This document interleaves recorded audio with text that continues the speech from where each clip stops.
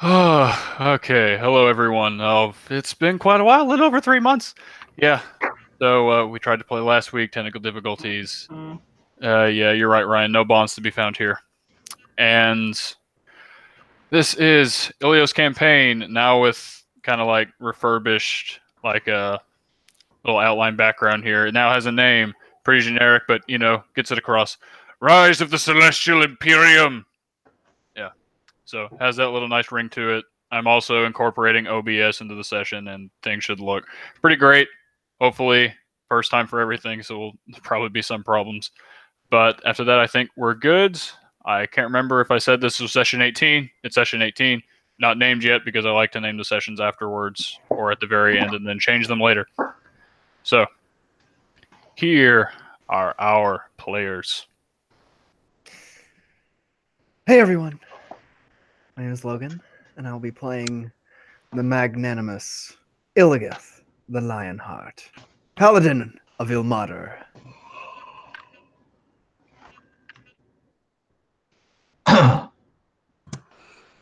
Hey, I'm Ryan, and I'll be playing Soren, the newcomer in Hexblade.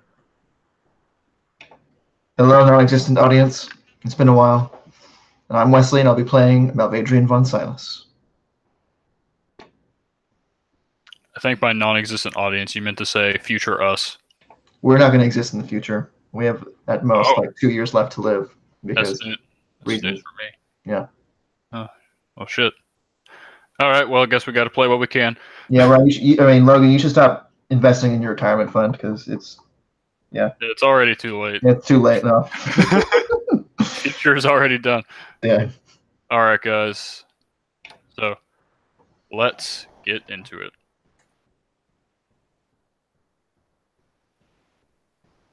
Thunuk Avon. Your namesake. In the tongue of your people.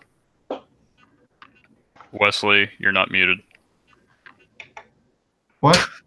I totally am. My mic is off. You son of a bitch. My mic is off. How am I not muted? Mute yourself. I'm dying! The hardware. I'm just like, yeah, just the mic is off. I'm trying to get into the zone, man. All right, like, chill out. It's like, yeah, just go through that intro and then. Okay. All right. Wesley, I'm done. Please mute your overlay, and we can continue. All right. So starting over. Thunuk Avon. Your namesake. In the tongue of your people, avalanche of thunder. Truly, Illigith, this is what you're reminded of as the earth swallows you whole, blinded by a stratum of white death. Darkness encroaches you, warrior of Ilmater, as your consciousness fades. Yet a small light remains ever present. And a kind voice cuts through the twilight gloom. Ah, I see now, for you have finally come here, child, towards your destiny. Warmth overtakes you, dispelling the bitter cold of the dark. But there's something else you feel apart from yourself. Fear. Where's it coming from? The voice continues. A soul cries out for your light, child. Go and do your work, for I am patient. A second voice, weak and frail, calls out your name repeatedly in the distance. Now more than ever, may your faith and courage guide you, as it always has, Illigith. Illigith. Illigith, help me! Your consciousness snaps back to reality and you open your eyes. Raymond and two dwarves lay underneath you, spared from the brunt of the avalanche. Tears stream down Raymond's face, his eyes overcome with terror. The avalanche has ceased, but it feels as if the weight of the earth is at your back, pushing against you and threatening to bury you all alive. What do you do?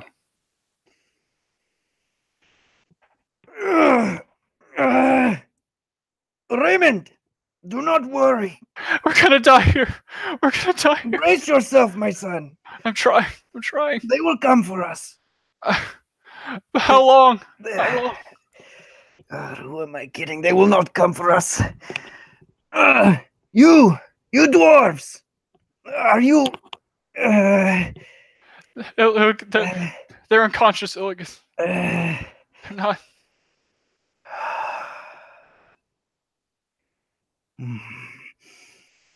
By the might that comes only from Ilmater, release us from this trap! And he pushes as hard as he can to try and escape. All right, so I'd like you to give me a strength check or an athletics check. So, No, just a flat strength check.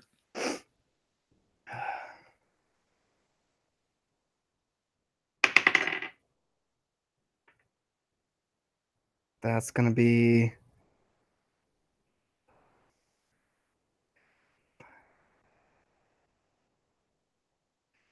20 unnatural. All right, 20 unnatural. All right, so even though your muscles are completely aching, you muster out the strength, and you can feel the snow just this weight upon you. Probably the heaviest thing you've ever tried to lift. It's like you're lifting the earth. It's the snow just begins to slowly part, and you see it falls around you. Raymond takes the two dwarves and pulls them even closer to you. He's now standing directly beneath you as you continue to push and grunt as the snow continues to move. And now we'll change perspectives. Now, Vadrian, Soren, the avalanche has just ceased. You were able to find an overhang that was able to block the majority of the avalanche. The roar from this almost cataclysmic event has ceased, and the snow on the mountainside is steady. Around you, you have Roderick, you have Dolgrim, who at the moment is sitting down, clutching his arm, and two other dwarves that you, Soren, were able to save. Vadrian, Soren, you know Illios didn't make it to the other side, to where you are. And he's somewhere out there.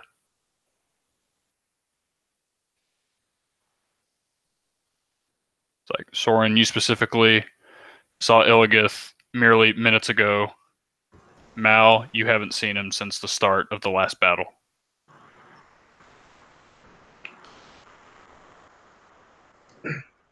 And so just to clarify, we're not like obstructed by any snow, like that's like blocking our... No, you are not. Okay, I just wanted to make sure. The majority of the snow has fallen into the... Like, because remember, you were on this mountainside. It's like a 10-foot wide. You were able to find an overhang, and the majority of the snow and rock that fell during the avalanche is like cascaded off the side. And before we lost sight, we didn't see Illios and the rest of them anywhere. So we just kind of like... You have no idea. Soren saw Illios try and take Raymond and some other dwarves. The last thing Illios said was, "Go save others!"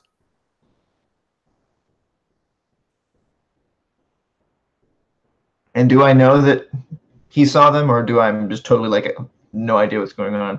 You're pretty much in confusion. You don't know. Yeah. Okay. Soren, the ball's in your court, bud. Trying to catch his breath still from just barely escaping this avalanche and making it under the cliff. He grabs Mal by the shoulder, and one of the dwarves that look like they were in charge, Roderick or something. Illios is still on the other side of the chasm. The avalanche hit him straight on. He had Raymond and two others with him.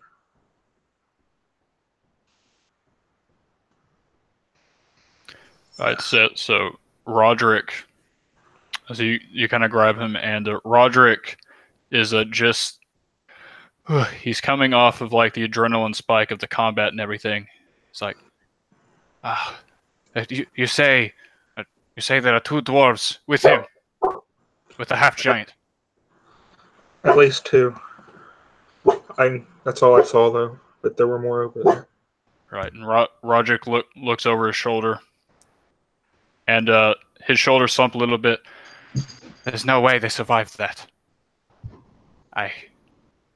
There's no way. As soon as he says that, a wry smile kind of comes to Mal's face. Well, I wouldn't count them out just yet. He was glowing. Something was going on. I don't know Illios' powers well enough. And Dolgrim, who's just kind of sitting on the ground, clutching his arm, just kind of writhing in pain. You also see he has a pretty mean head wound from when he got smashed by this dude. And Dolgrim just kind of standing up steadily, his entire body shaking, says, "If I know that Goliath, he's alive down there. We have to go get him now. I don't know how long he can hold." Yeah, Mal nods his head. Can you point me in the direction of that chasm? Yes, and Roderick says, "Come on, boys!" to the 2 dwarves, that are over there and are conscious. And Dolgrim intends to move and Roderick says, "No, you stay right here. You're already on the verge of death." And he points out, directly out across the chasm. Basically, it's just a straight shot, about 30 feet away from you. And Illios is on the other side. There's some snow, but like I said, the majority of it was pushed into and off the mountainside, so it's pretty much just a straight shot there. Of course, there is that chasm that I believe was 15 feet wide. Did you say 15? 15 feet wide, yes. How does jumping work in D&D? So I apologize, I'm wrong. It was 20 feet. It was long enough to not be able to get over via jumping. Okay. Yeah, that seems oddly convenient, but okay. Seems like lazy DMing to me. Yeah, it does, man. Okay. Let me see.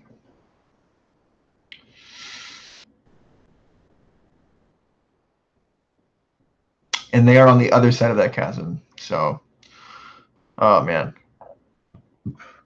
So just to remind you, for one thing, the adamantine crossbows that you were given basically double. Oh, it can kind of like Mission Impossible my way across. Yeah, and I don't know if you saw it, but Soren did that during the combat to get to. I totally forgot about that, but yeah, that makes total sense. Okay. Yeah, you actually see Roderick and the other dwarves preparing that, and kind of loading their crossbows. Yeah, I'm gonna do the same. And Mal, kind of as your. Okay, yeah, so you did the same. We'll just assume Soren is doing something akin to that as well while Ryan gets back. And so basically you get this scene where the dwarves basically hold up their crossbows, they fire it into the side of the mountain, the adamantine crossbow bolt easily pierces it, they tug on it, they have a firm hold, and they just start to, kind of not swing themselves, but they're like jumping off the side of the mountain, right? It's like, I'm sorry, I can't really describe it, but I think you know what I'm getting at. Yeah. Yeah. It's like at the top of like a rope swing, and they just kind of like jump off and swing down type of a thing, or are they?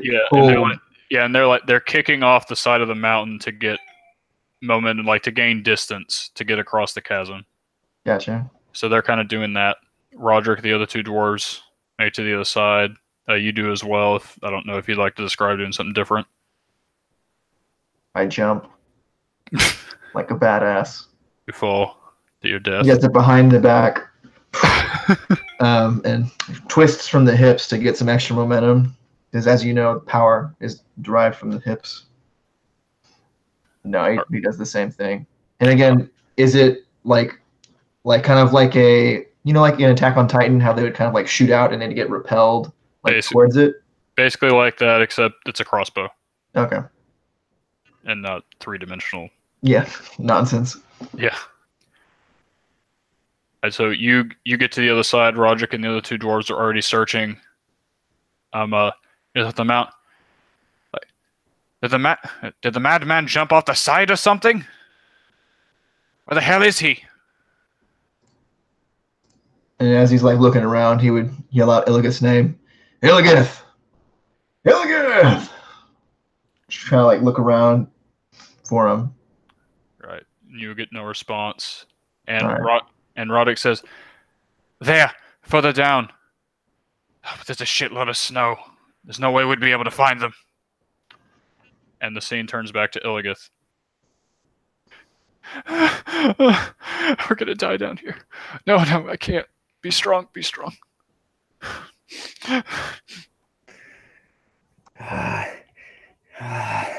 Clearly showing signs of fatigue, becoming exhausted, holding this hefty weight. Raymond, I need you to collect yourself. Okay, I'll try. His muscles shaking, quivering under this weight, but standing and pushing against it nevertheless.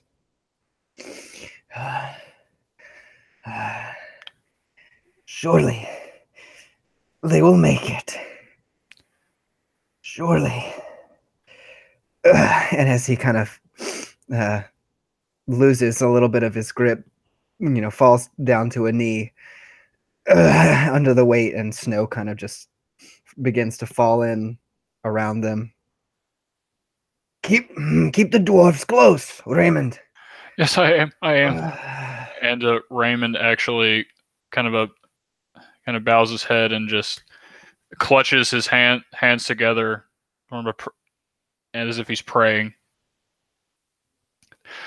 Please, by the grace of Ilmater, please deliver us from this situation, please. Please. Raymond. Yes, my boy. Yes, keep Please. your thoughts on the great Ilmater. Please, Ilmater, deliver I us. will do the same. And in this moment, Ilmater, come and be our hope. And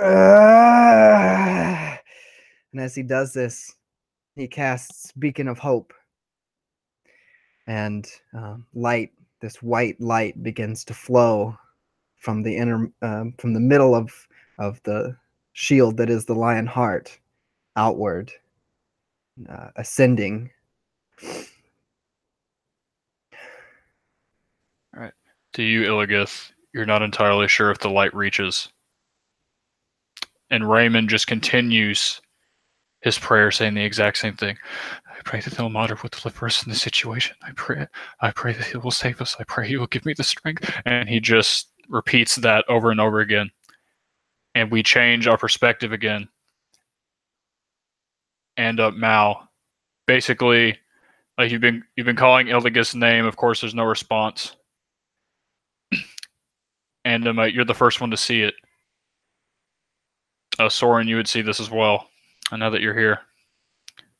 You see this golden white light somehow piercing through the snow when it shouldn't be able to, and just shining almost like a beacon, shooting out from inside the snow against all odds. And the light maintains there for a good 3 seconds, and it starts to dissipate.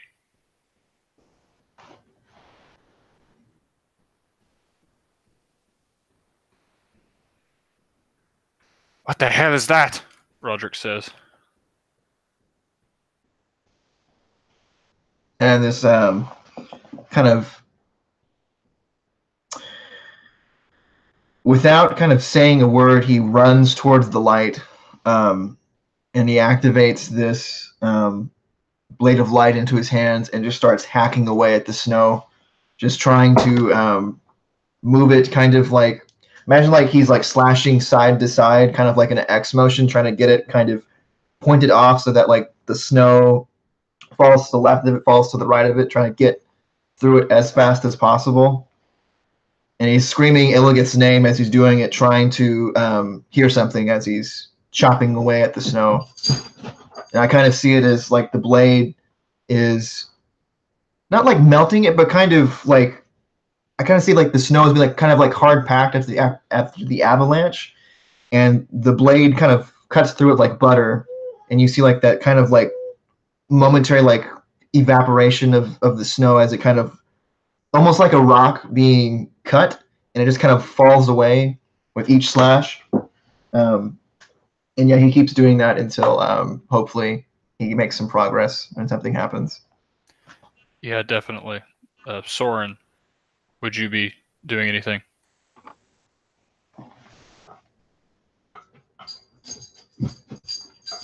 If you need a little bit of a recap, I can give you. I was here. I heard everything you said for Illigith. Alright, good. I was trying to see if I had anything that I could use here.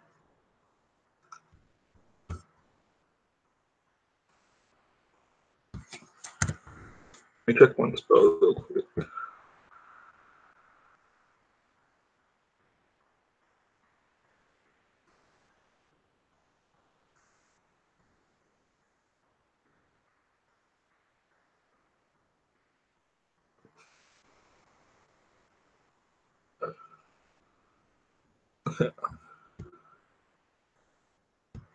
I don't really have anything that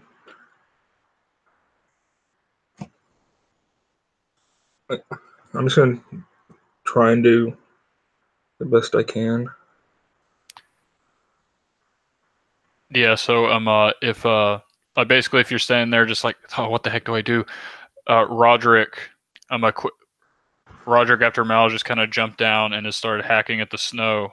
Roderick from his pack hands you just kind of like this it's not rudimentary, it's actually a really nice shovel made out of this really hard black metal, and says, if you don't have anything magical like your friend there, this will at least do something. Come on, let's go. My dwarves are down there. Can I cast Elemental Weapon on the shovel? Oh yes, definitely. So I'm gonna do that 4th level Elemental Weapon, Fire. Oh yeah, that'll help. Kinda go at it the best I can, as fast as I can. Yeah, and Roderick is just kind of widening his eyes at the magic that y'all are displaying while doing this, and to him and the other dwarves are frantically trying to aid y'all as y'all do this. The light blade and the pure fire definitely melting the snow, and you're definitely making headway. And to go back to Illigith's perspective, Illigith, you can feel, like, as you feel your strength fade, and you feel the spell begin to fade as well, there's a good solid 10 seconds where nothing changes. Raymond's still repeating what he's saying. I just like to imagine that, you know, at that point, the strength to hold this immense weight just begins to fail, as he's just kind of not really sinking, but just like being slowly brought down by this weight, you know, down to both of his knees as he kind of just begins to crumble underneath the weight.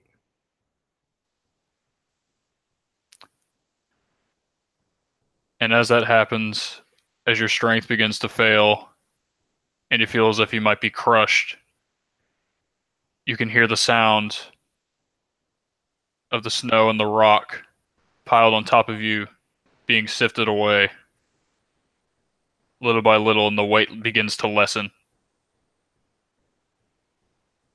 Not by much at first, but then by a lot. And I believe Malvadrian was Yeah, I was gonna say, like, right before like that momentary like relief, I would kind of think like the voice of Malvadrian kind of is the vanguard of hope. I'm just saying. Illios, we're coming for you. Hold on. and Illigith, beneath all of this, as all hope has almost been erased, hears the voice of his of his Friend. one true friend, the only voice that he needed to hear in this moment. And he lets out this very out of place chuckle, the only thing he could muster at the time. I told you, boy, that they would come for us. And it's at that moment that light breaks through, and Malvadri and Soren, you make it to Illigith. And Illigith, you feel the you feel the biting wind as your head makes way, and light once again shines upon you, Raymond, and the two unconscious dwarves. And Illigith, his entire body just coated in sweat and shaking, not from the cold, but from all of the muscle fibers just constantly being overstimulated, and he looks up and sees both of you.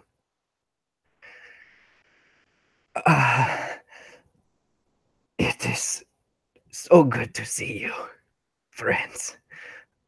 And that's it. Like, Illigith is he's out. He's out cold completely. We're alive! We're alive! And Raymond just kind of jumps up for joy, hands in the air, and then immediately kind of hugs himself. Oh, the wind's back. Great! Still better than being buried alive, though. And the two dwarves they're unconscious. And before Roderick says anything, if y'all want to say something.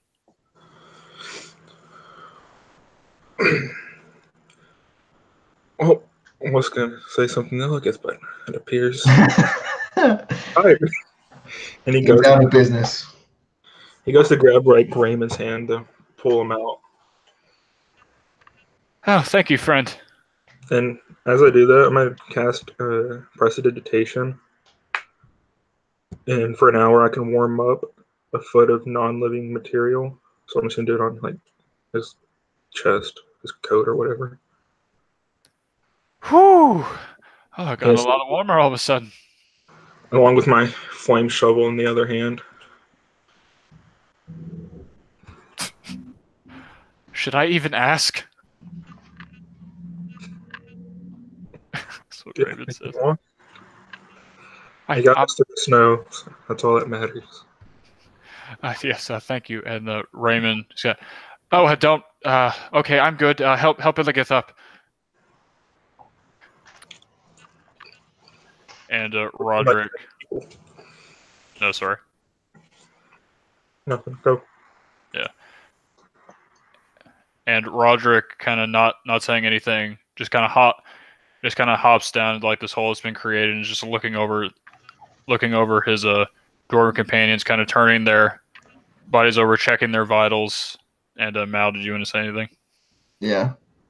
So kind of like while he's helping, wow, I just blanked on his name. Raymond up. Malvadrian kind of jumps down and checks on Illigith, kind of like looking at him, looking over him, sees that he's like out cold. And he just kind of pats him on the shoulder. You did good, buddy. You did good. And as what's the dwarf's name again? Roderick. As Roderick goes down to check on his men, I kind of see like we kind of have like this solemn look on our face, as like, we just basically just cheated death type of a thing. And I say, You know, Roderick, these two boys over here, they wouldn't be alive if it wasn't for Illigith. I'm just saying. I don't know what feud is going on between you two, but he just saved the life of your two dwarves right there. And Roderick, as he's checking the vitals and he sees that they are indeed alive and breathing, he continues to look at them for just a second longer, and you say your words, and he just kind of looks up at you, Mal, and not looking at Illigith. And then after a good 2 seconds, he turns his head slowly to Illigith, and he doesn't say a word, but he, like, his brow is furrowed, like he's trying to be angry, but he can't. So it looks just looks really weird, and he just simply nods to you, Illigith, which is really the first recognition he's given you other than a half giant or insulting you or pointing a crossbow at you. So, right, we need to get them out of here. Back to Dogrum. Right, boys, up them up. And the other two dwarves would pick up their unconscious companions and they would start climbing back up. It's I just kind of look at Illigith's body. He's kind of lying there, and I'm like, oh, I have to pick him up now. Raymond, Soren, This is all you. we're going to need some help here. I see. Oh, no. You say Villicus. So as you kind of, try and pick up one of his arms and, the other arm, and as he starts to kind of get moved around and jostled a little bit, he, I'm here. We will get out of this together. As you're kind of like mumbling, yeah. I'm gonna slap you like 2 times across the face, casting Cure Wounds as a level 3. This is my last level 3 spell. Hey, come on, wake up! And you'll take 3 die 8, which I don't happen to die 8. So let me get my die roller real fast. 3 die 8 plus your spellcasting modifier. Oh yeah, forget about that. I try. That's 17 points right there. All right, thank you. Slap in the face. Hey, come on, wake up! Molly, I don't know how you want to do exhaustion or anything like that, or if you had even thought about it. You can think about it and just let me know, or if you don't, whatever. But yeah, so Illigith, oh yes, we must get out of this snow. And he kind of, with a little bit of help, is able to, crawl out. And he's able to get to his feet. And after that feat, you definitely have a level of exhaustion. Like, no doubt. So that would just give you disadvantage on any ability checks. Yeah. Of any kind. Alright, and also, Logan, I want you to take a point of inspiration for the opening scene there. You need the inspiration. You wrote it. Yeah, you reacted to it. But you could have died at any time. It's true.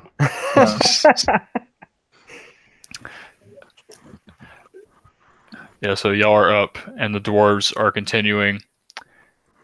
And you see the dwarves are kind of they take out like just this little short length of rope, and they're just really fastening their companions onto their backs to just make sure they don't fall into the chasm. That would be anticlimactic. Don't want that to happen. And then they use their crossbows again to get to the other side of the chasm. And you are left over there. And Roderick says, well, have fun getting him over there. And he goes to the other side. So what Mal's going to do A-hole. um, oh man. Okay, here's what we're gonna do. So Mal's gonna direct Soren and Raymond. He's gonna give them. He's gonna give Raymond his crossbow, the adamantine crossbow. And he's like, all right, with like one hand around each side of Illigith, and he like kind of like demonstrates, like, get your hands like interlocked behind him. Y'all two will shoot at the wall, pell yourself over, and I'll join you on the other side. Molly, can I roll something to see if the ropes will hold this much weight? This is Dwarven engineering. It should be fine. You know what? You know what? Just because you asked, sure. Oh Lord. You're the best of my knowledge. Oh With my the rope. gosh. He's trying to add. Please fail the intelligence check so that it's ambiguous and you don't know. It's a 15 on the die. It's ambiguous and you don't know. Oh my I'm just kidding. Yeah, the ropes are plenty strong enough, especially this dwarven rope that is just kind of sitting. It's just kind of sitting there. You're not sure who left it. I like to go ahead and just remind everybody I have my aura of courage. So if anybody's like, Should we be worried? scared. Nah, it'll be fine. Mal's not worried because he's not jumping with you. Yeah, it's all good. Illigith's with it enough to know that he's got his hand ready to grab one of those dwarven picks that he has on his hip. You know what's better than one? Still a cutscene coming. I have two of them, but I'm just saying that I'm getting ready just in case something happens. Crossbow or pickaxes in both arms as they're interlocked around you. Just like going. Oh man. The rock elemental climbs from the chasm. You only thought I was dead. Ha ha. Nope. It jumps on the head, jumps over. You pull He's it going to throw apart. you back across for us. For real. Anyway. Who is Raymond crossing with? So all three of them are crossing at the same time. Gotcha. Totally safe. Yeah, it'll be fine. I mean, so I survived a cave in, so I think it'll be okay. And then you go and you hear over the chasm, like, oh, I'm alive. Oh, that was terrifying. That was But such a somehow I beauty. don't feel so terrified. All right, now throw me the other crossbow. You're asking Raymond to make a dexterity. No, he's check. not. I just to the ether on the other side. I said, "Hey, throw me a crossbow."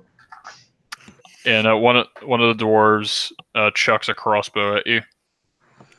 And I catch it in one hand like a champ. And as soon as I catch it, I point it, and one fluid motion just kind of zip across the chasm.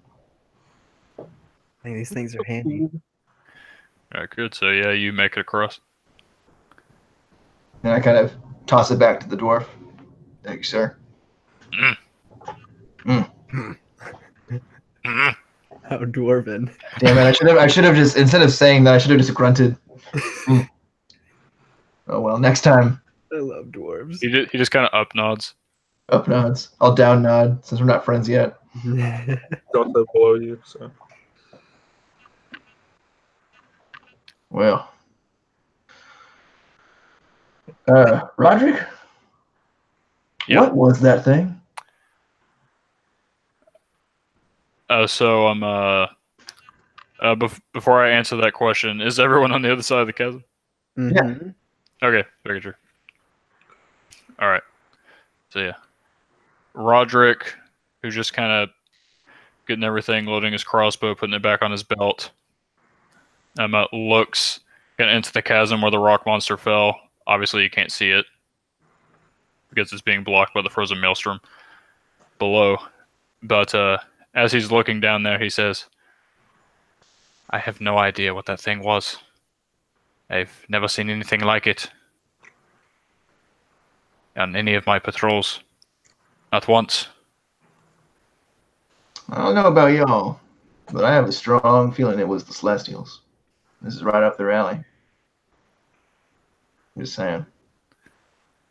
I think you are onto something, Malvadrian. What's up, Ryan? Would Sora know anything about this stuff? Yeah, so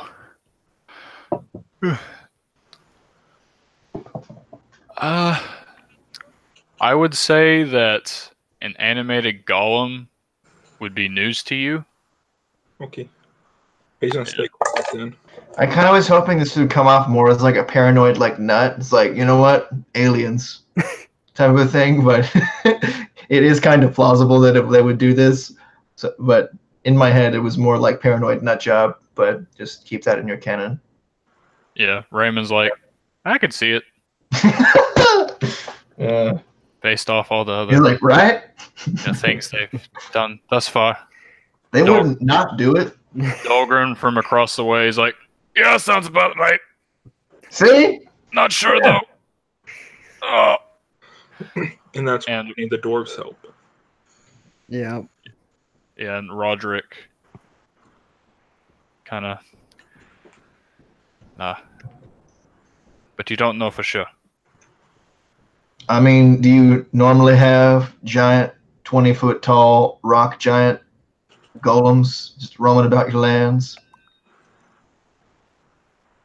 No. Any folklore about giant rock men trolling about your lands? I am not an expert on dwarven history, but perhaps. I don't know. All I know is I've never seen anything like that creature, whatever it was, and whatever powered it. He kind of looks down. How far? You said that we couldn't even see the depth of it because of like the frozen maelstrom down below. Oh yeah, you can't see a thing. Damn it. Well, if I'm not saying we do this now, but if you get an excavation team out here, you could look at, I don't know, somehow retrieving this whatever this was, and you could see. If I had to bet, it'd probably be an anacalcum core in there somewhere. I'll put it on my very long to-do list. Yeah. And, All right. you just kind of... You just said no, asshole. The thing is,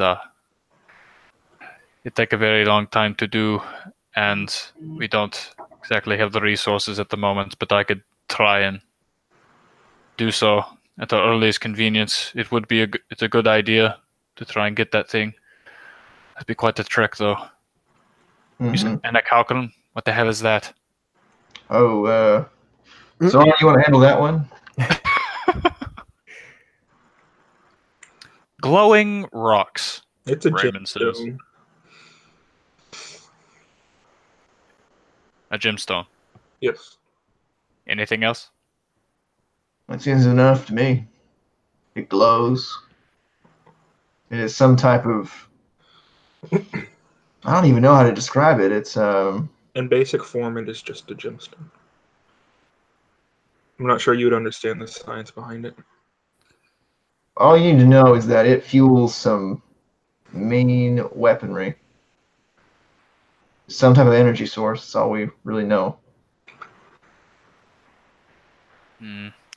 So, of course, this is all news to Roderick, and so he's just kind of thinking on it.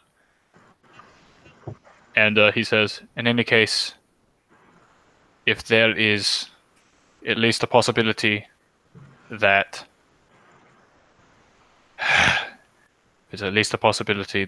that thing was celestial in origin, I should bring this news to my king. Yeah, I reckon that'd be smart. Was there anything else?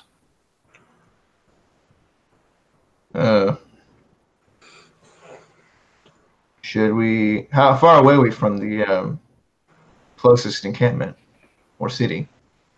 Yeah, so Roderick just kind of turns around, faces the path, and kind of points in the direction. We still have a couple hours journey. Well, should we wait until all of our companions are up and running? Maybe take a few hours rest, or should we just keep going? How much Hopefully light? get there before dark. What's up, Brian? Time of How much day. light? How much time is left? Yeah, so y'all left on y'all's trek in the morning, I believe in y'all traveled for a good amount of time. So right now, I'd say it's probably like, it's hard to see in the position of the sun, but I mean, you could, because you just can't see it, but general light level, and from how long you've been traveling, I don't know why I bothered to say all that. It's about 4, maybe 5 in the afternoon, the evening. Wow. Okay. So it's probably almost dark. Yeah. And I said a couple hours. To be more specific, about 2. I've made this journey before. We're on the tail end of it. All right then. But if you would I like to, suppose we should get a move on. if you'd like to Dark. rest, yeah. Yes, we should be able to make it right before it gets dark. All right. We'll follow your lead. All right. And yeah, basically at that. So there are still some unconscious dwarves. I believe there are 3 that are conscious and 2 that are unconscious. And there's Roderick and Dolgrim. And how many did we start with? You started with that number plus 2. That's right. Okay. Yes, the 2 that were turned to ash by that figure that you were fighting. What? And we didn't see that figure, right? It was just Illios who saw that. Yeah. I think Soren saw him. I was on that side of the. I went to that side of the chasm to make sure they were okay. Yeah, I'm pretty sure Soren saw him because he did, like, he chunked some stuff at Soren. Yeah. Yeah, Soren did see him. Heck, I even remember one of the other 2 figures, I believe, engaged Soren to keep him away. I'm down some HP, so somebody hit me. So probably. Yeah. Yeah.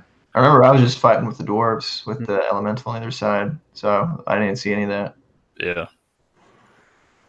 Basically, all you heard, Mal, of the fight on the other side was the roar of the lion when Illios activated his ability. Sounds about right. Other than that, nope, zilch. So yeah, technically Soren knows. And y'all have... Yeah, so y'all have the unconscious dwarves. The Roderick says, can try and rouse them. We can put them over our shoulders and go. Mal kind of like shrugs his shoulders. I got something that might work.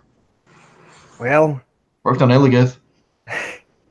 I got them this far. I shall see them to the end. And Illios takes 1 on each shoulder. I mean, you could just slap him. Worked on you. Hey, come on now. Up and at him. No, that's not working. Yeah, if they don't wake That's up, then Yeah. Yeah, so at this, it's just...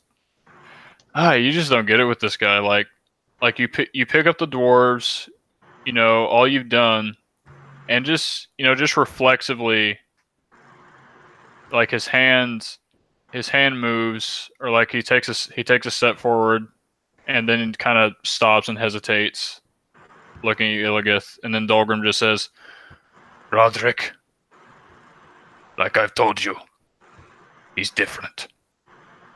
He's not like the savages that you're used to dealing with."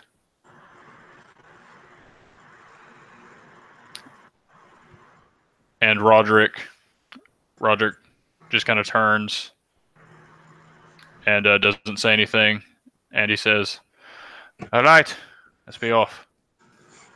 2 hours. Count them."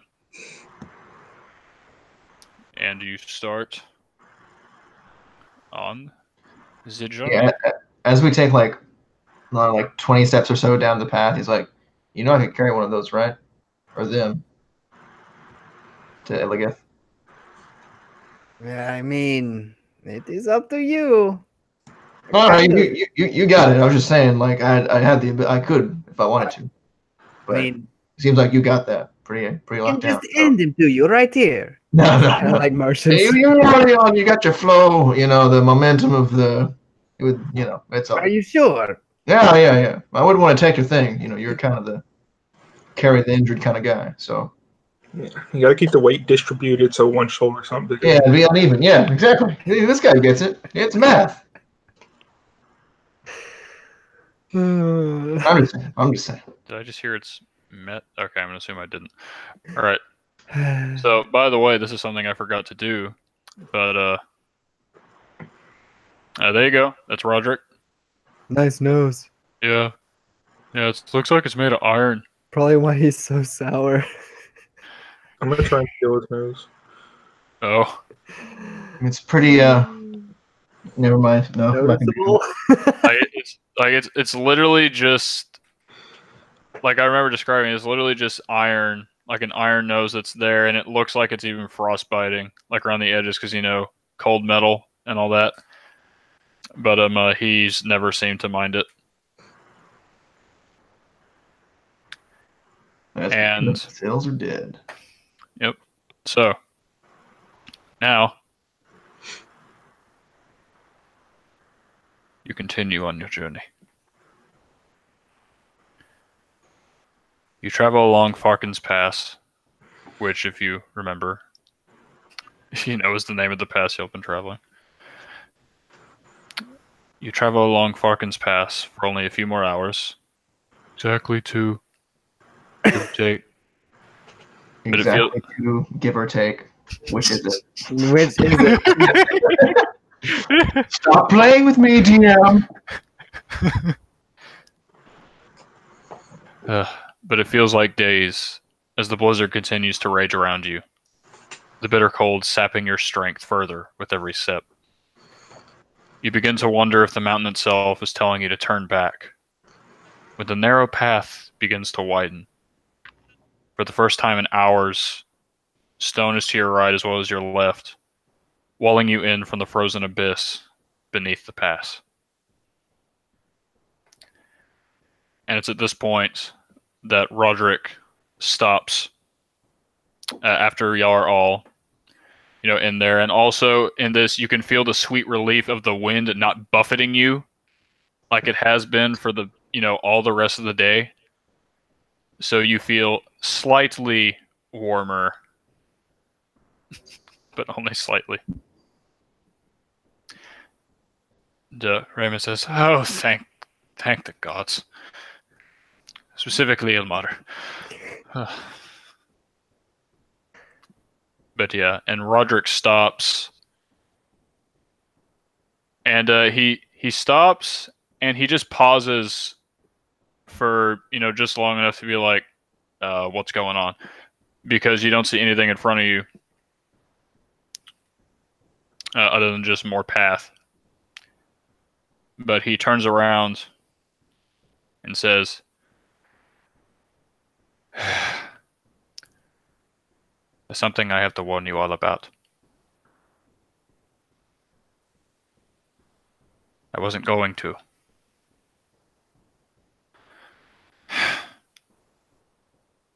But I've seen your heroism. Helping my men. They're alive because of you." And he's actually specifically looking at you, Illigoth. "And I thank you. From the bottom of my cold, dead heart. I thank you. It's because of that." Oh, were you going to say something?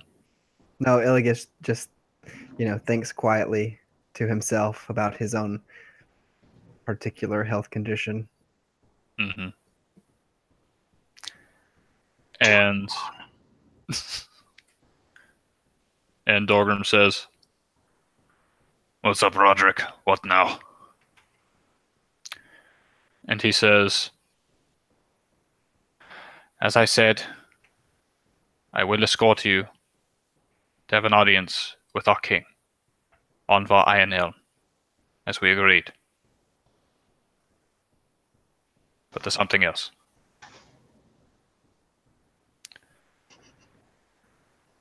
And he just continues to look at Illios.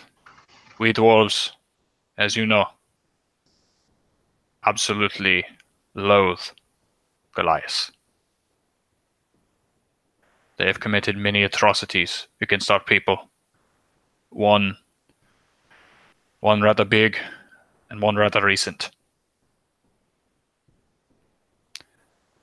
The hearts of the people are not quite ready for you, as mine wasn't. And so I give you this warning. I can take you into the city, but if the king himself sees you, there will be many a king's guard at your throat to kill you where you stand.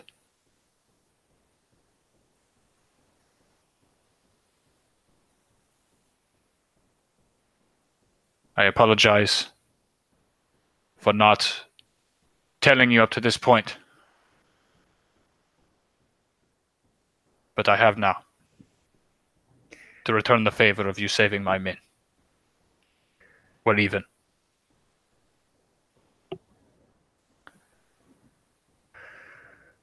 And I am grateful for your rescue and your escort. But understand this. I aim to change their hearts, not their minds.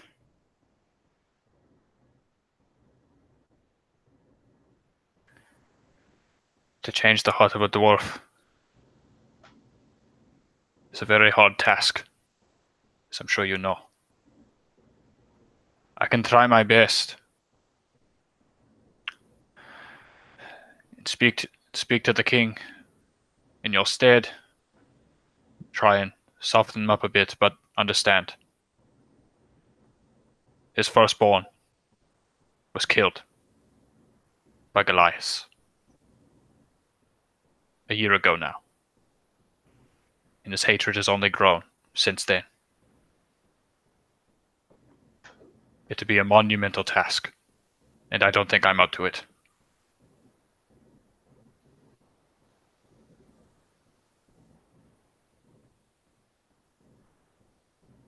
If you still say the same, I will try my best, but there are no promises.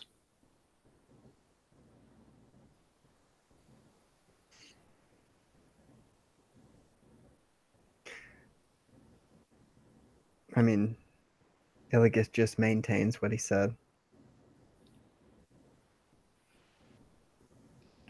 Yeah. Roderick just kind of looking at you. I mean, he sees your steadfast gaze, and you see something new creep into his eyes that you might discern as a bit of respect, because essentially what he's just told you is you're walking into into certain death, and you're standing there saying, "All right, bring it." Essentially. Well, as I said in the chat, Roderick knows nothing of cold, dead hearts. Sorry, I had to get it recorded. Yeah. So there. Might be hard to accomplish our mission if we're immediately greeted by a notch to the throat. So, Soren, I don't suppose you have any quick fixes for this?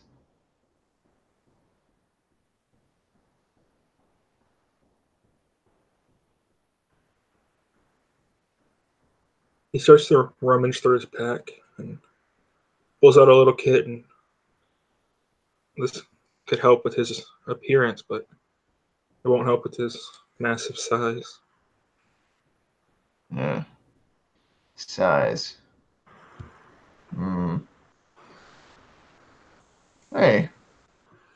When he thinks about size, he remembers Illios going to the gnomes and being unable to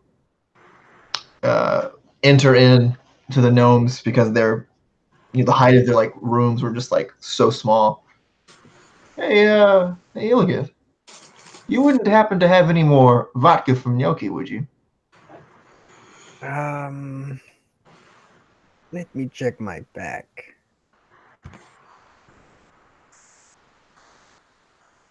I'm gonna say I legit do. Well, how about that? That little bastard.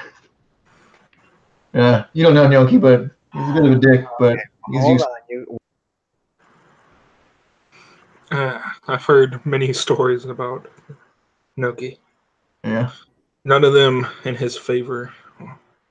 I guess they were all in his favor, but none of them favoring him.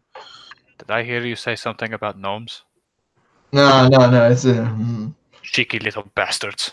They yeah. said they're terrible architects, and they That they are. But they are hard to kill. I'll give him that.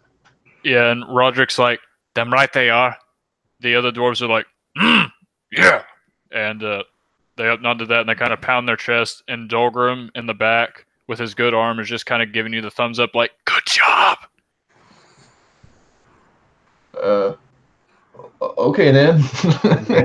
Not really knowing why. They're like, yeah, patriotism. Yeah, right. I was like, all right. Is there anyone the dwarves get along with? Well, if you drink that and you put that makeup on his face, I think that solves our problems, doesn't it? You can change their hearts later. I'm just, it's kind of hard to change people's hearts when you got knives in the throat. This will get us through. Speaking and all that. I do not feel good about this plan. Just don't mention that you're their mortal enemy, and we should be fine. As soon as it is revealed that I am what I am, they will be even more angered. Well, how long does the gnocchi's vodka last? A couple hours, right? And then when they feel that they have been duped, we will be doomed. It is better to go in as we are. Firmly. And so kind of strokes his chin. Well, how long do we have to actually talk to these guys? I mean, we're only going to be here for. All right, Roderick. Insert number of sessions here. Well, I assume the king. Oh, sorry. Go on, Soren. I assume the king won't see us tonight. It's already quite late.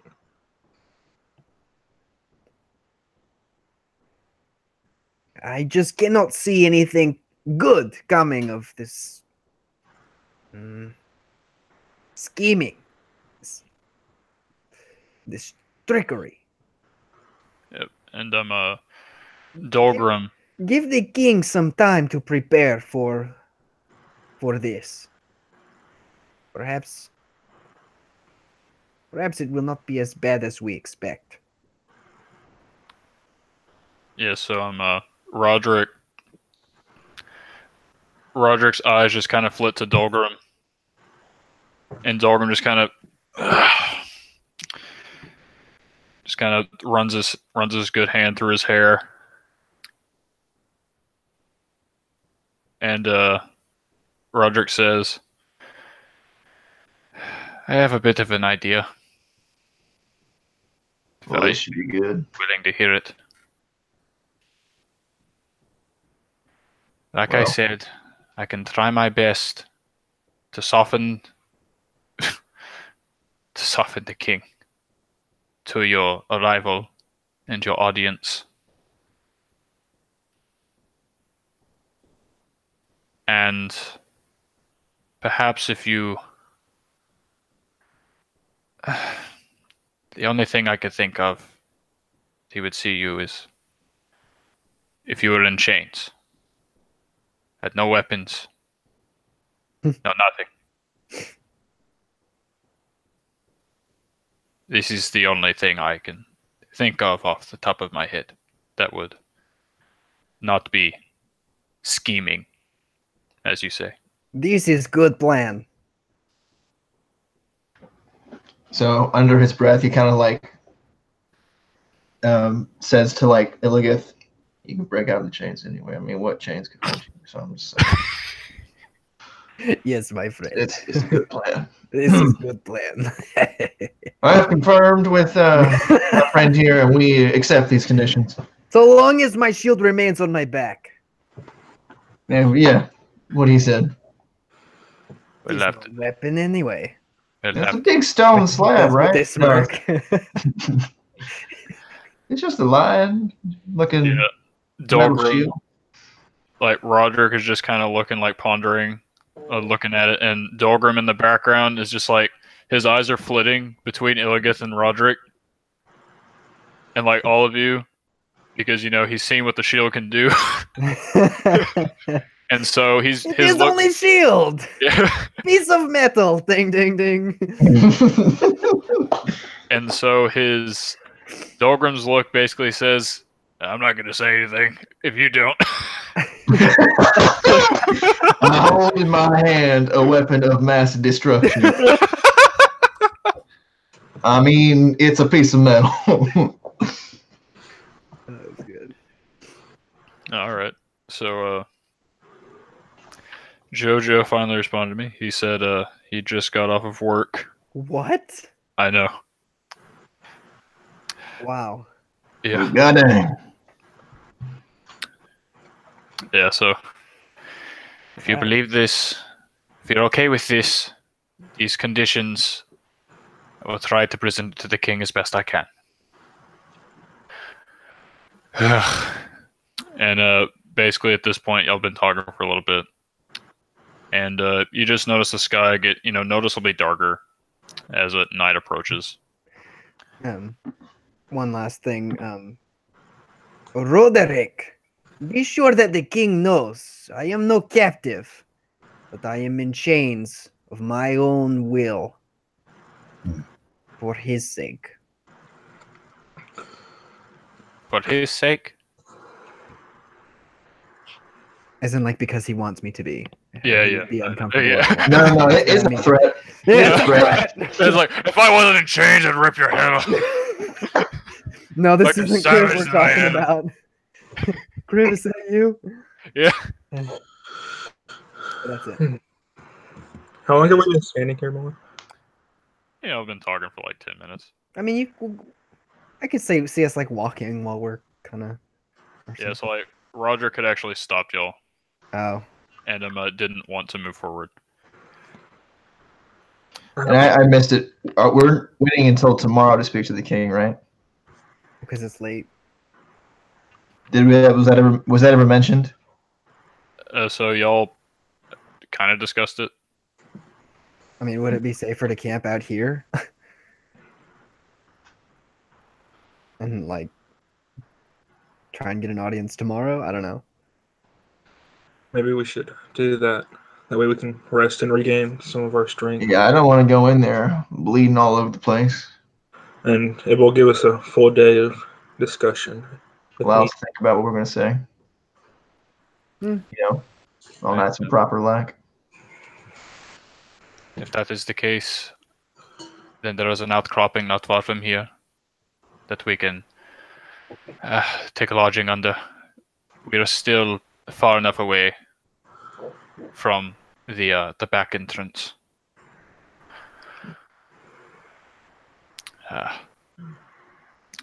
All right, come on. And he turns around, and Dolgrim, I'm gonna definitely say, yeah, I think it'd be a good idea to think about what exactly you want to say to old Iron Helm. He's not the most agreeable sort, as kind of an understatement. And When are kings ever the agreeable sort? I know of no king, so I have no idea, Raymond says. Well, thank you for your addition to the conversation, Raymond. What? Do you know of a king? Well, Raymond.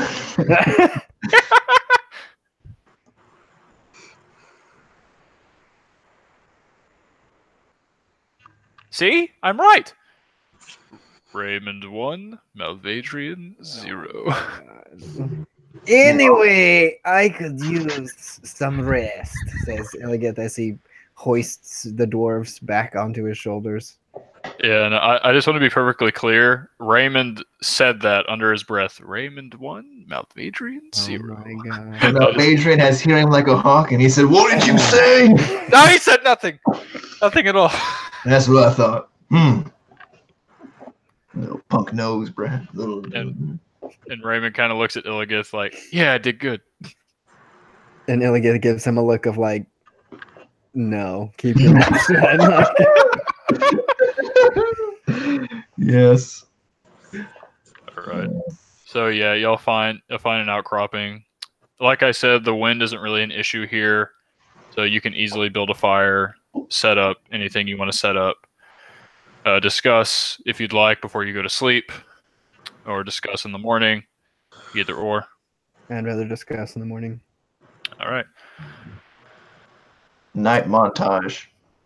Someone would like to speak with Mal before we go sleepy pie. All right then. Mal's like setting up his tent and stuff.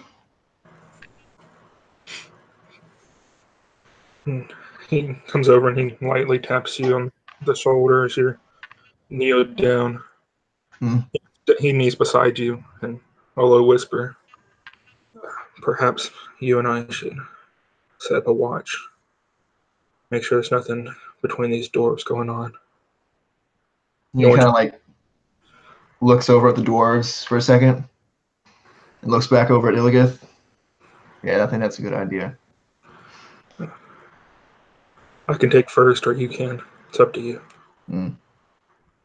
I can take the first one. I'll wake you up in a few hours. Try and sneak out your tent. We don't want them to know. Yeah. Oh, I missed something. Illigith's asleep, but I missed something. What? No. It's better if you don't know. No! No, my mom was talking. Okay. Foiled again. All right. Yeah, Illigith passes clean out. All right. Who's first watch? That'd be me. All right. So Mal, your first watch. Yeah, he settles into his tent with the appearance of being asleep, but in reality, he is alert like a hawk. Mm-hmm. Kind of watching over towards Illigith's tented area, and when he can, peeping out at the dwarves. Yeah, no, you hear a voice in your head. Don't worry, Mal. If you fall asleep, I'll wake you up. Maybe. Can you do that? She doesn't say anything. Damn it, woman. Can't just say these things and just go away. It's rude. Anyone teach you manners? Yep. So while Mal's on watch, let me roll on the random encounter table here. All right, man. All right. What you think looks like a white dragon descends upon your location. Nah, I'm just sleeping. Next. Good. It was all a dream. It was all a dream. Next. Like, Right now, I'll pass. Sure. Go on. On that Come on, now get. Maybe some other time. Come back later. Nah, I'm too old for this. Yeah, but yeah, seriously. You do probably have a little bit of apprehension because this area, while you've been traveling in it, is still, new to you. So you're not sure exactly what kind of dangers lurk here. I mean, Dolgrim has told you of dire wolves and frost giants and of the like, and whatnot being the main things. But as you're on your watch, nothing seems to occur, as it were. Well, all right, then. If my watch is over, then I'll head over to... Wait a second. I'm going to roll a stealth so that no one can see me. It's okay. That was like a 28 or some nonsense. I rolled an 18, so... You become one with the darkness. No. What? Guns, no. So he's gonna kind of peek out and look over the dwarves and see if there's any activity going on there. Yeah, so the dwarves have pretty much like they've set up their own little thing of tents and whatnot. But you know that the two unconscious dwarves are, being bedded down in a tent, and they've kind of been attended to, and the rest of them are kind of in their tent. Dolgrim is with y'all, but Roderick is just kind of on the outside, and he's kind of sleeping against the wall. His arms are crossed, but and he seems to be asleep. He's nodded off. All right, with my stealthy stealth, I'm gonna go over to Soren's tent, and I'm just gonna like tap his boot. Soren, it's your watch. As you tap him, his hand comes out from like under his cloak that he's using as a pillow, the hilt of his sword in his hand. He recognizes your voice and kind of pushes it back under. Whoa, easy now. It's just me. I know that now, but it could have been you saying that we were in trouble. Yeah. But Fair I'm so enough. sorry. Yeah. I've had worse greetings. All right, then. I'll let you get to it. As you say, you've had worse greetings. You distinctly remember Zoe punching you in the face. That fire little minx. Yeah. Anyway, as he like kind of like looks down, getting caught up in the memory. I'll let you get to it. He just nods to you, trying to keep quiet. And he stealths back over to his tent and goes to sleep this time. Now, if you wake me up, there'll be hell to pay. And that wasn't true. That was to Minty, not to you. I figured. Yeah. Yeah. I definitely thought that was to Soren. No. That was to Minty. Yeah, and that was her response. Yeah. Turning into one of those dwarves. I look infinitely better. I wouldn't know. Well, wait. Yeah, I do. Yeah, you're pretty good looking, I guess, for a immortal, celestial woman that glows. Yeah, I think you should. Anyway, I'm gonna go to sleep now. I think you should just go to sleep now. Yeah. It felt weird. It was weird. All right. Good night. It's because it was. Yeah. All right. Good talk. No response.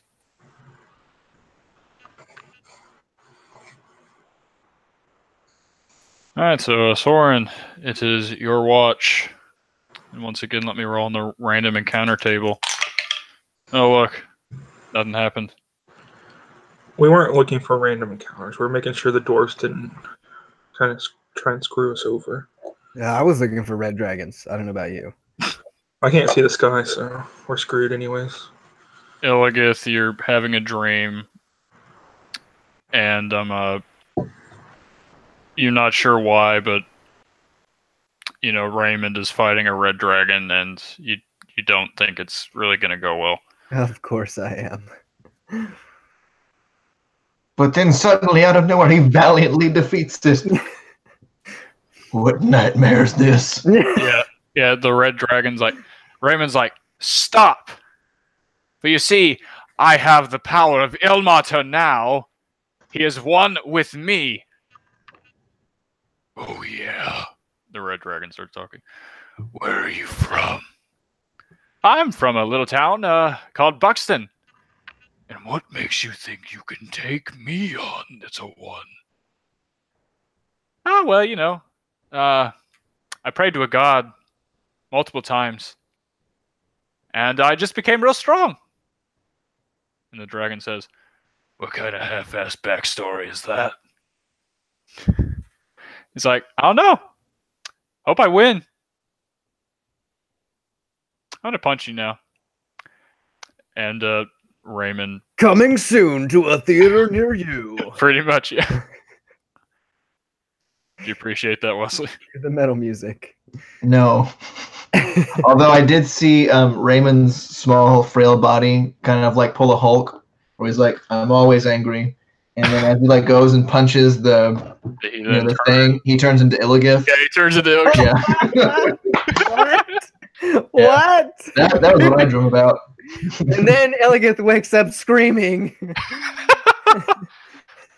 When he realizes he was the dragon all along. Oh, too deep. Too deep. Ryan, I'm actually sorry for you that you missed that commercial break.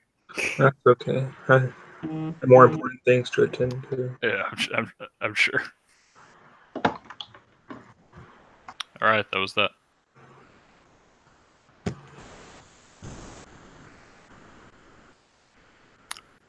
All right, so the night passes rather uneventfully. At some point, Soren, during your watch, Roderick wakes up and he sees that well, I don't know if you're hidden or not. I'm definitely hidden. Yeah, okay. Yeah, so Roderick just kind of wakes up, and it's like he's waking up, like not, like not from like a good sleep. He awakes rather startled, and he looks in both directions, and like I didn't think that I had fallen asleep. All right, and he just kind of stands up, kind of pads down in front of the tent, and keeps a watch of his own. And you can hear him, "Stupid idiot, falling asleep. Why? And he's just kind of smacking his forehead. Quietly enough so that no one wakes up, of course. But yeah, other than that, nothing else happens during the night. And then Roderick reprimanding himself. And as light cracks over, I don't say the sun because you still can't see the sun. It's still blotted by the constant snowing. While not a blizzard, still constantly storming, and you haven't seen the sun in a while. But you can at least feel its light, at least feel a tad bit more warm as the light touches your skin. And Roderick says, "All right, you lazy lumps, get up. We have a rather big day ahead of us."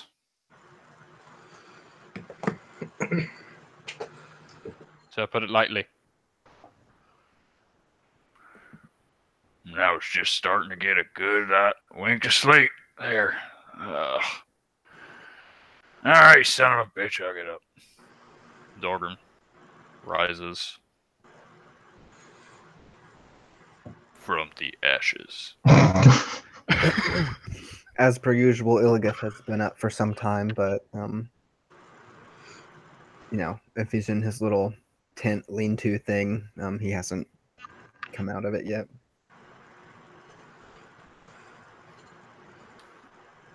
Yeah, and I'm all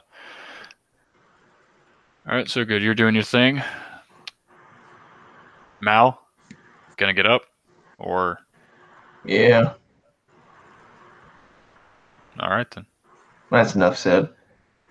Mm-hmm. Right, so yeah, life kind of is breathed back into everyone here. Everyone starts getting up. Everyone starts, packing down their tent, whatever. And Roderick says, "No time for breakfast. We should get a move on." No time for breakfast. What Mhm. horse shit is this?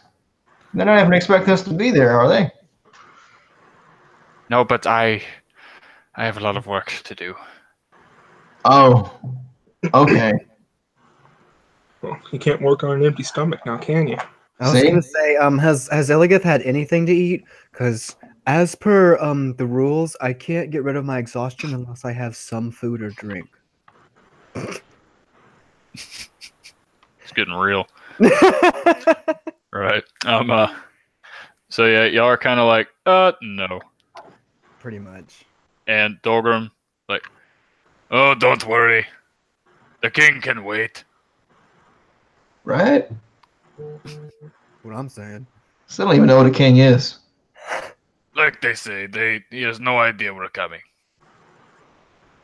And Roderick says, fine, whatever. You know, it's not like I have do things or anything. Yeah, all right, yeah. Well, it's not like you abandoned your post or anything. I regularly make trips to the king to report on what I have seen. Well, there. This is one of those times. And the king wants you well fed. So, let's eat up. No one to. Yeah, like when you said the king wants you well fed. He just kind of gives you this look, and is like, yeah, I guess. Rip. Yeah, I'm Yeah, there- plus we had no saying in We the. have our first rebel.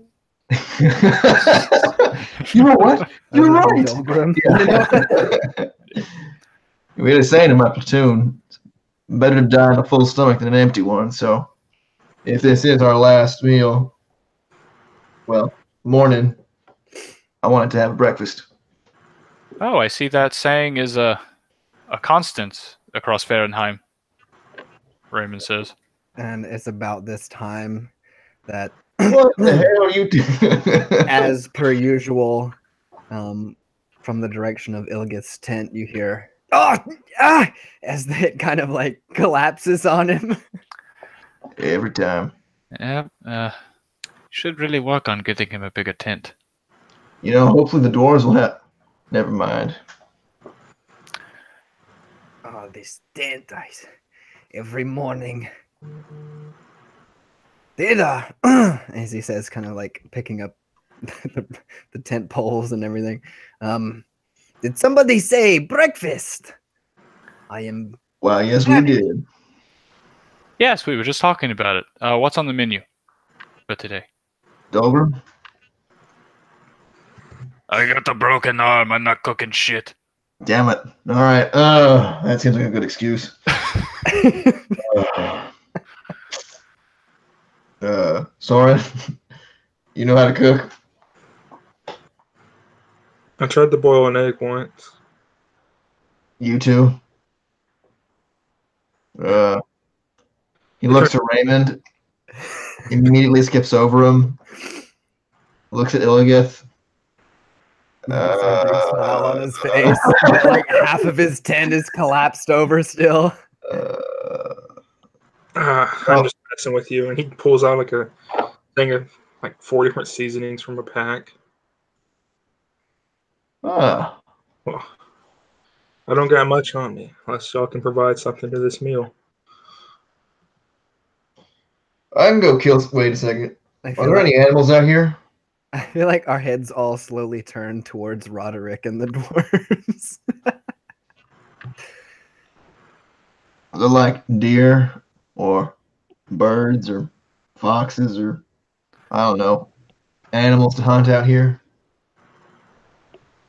Considering we're in Farkin's Pass, no. Well, that's That's unfortunate. And You know, then another reason why I say we'd go without breakfast is we don't really have any other than, hardtack. I have some dried meat right here. Some water, rehydrated. We're good to go. massive stomach rumble from Illigith. Sure, We can share that between the 10 of us. Damn it. Oh. I eat for like 3, so it's kind of a problem. You see why I did not say anything. Well, how hospitable is this king? Would he, I don't know, Do you? feed No. us? Damn it. I- What we if should we have- sent Dolgrim to go get some food in the village or town or city, citadel? I don't know what you call your places where you Bully, live. what do you want us to do? Yeah, so that's the thing. Like when you say, "Oh yeah, why don't you just send Dolgrim?" Dolgrim doesn't really say anything, and Roderick kind of looks at him, and he looks back to you. See, the thing is, I don't know if Dolgrim has told you, but he is not left Beringol on the best of terms. He's essentially being counted as an outsider among the rest of you. Oh, Only reason he wasn't killed is because his father stood up for him. He walks in the court. He's close to the king. What a cool. well, looks at Dolgrim.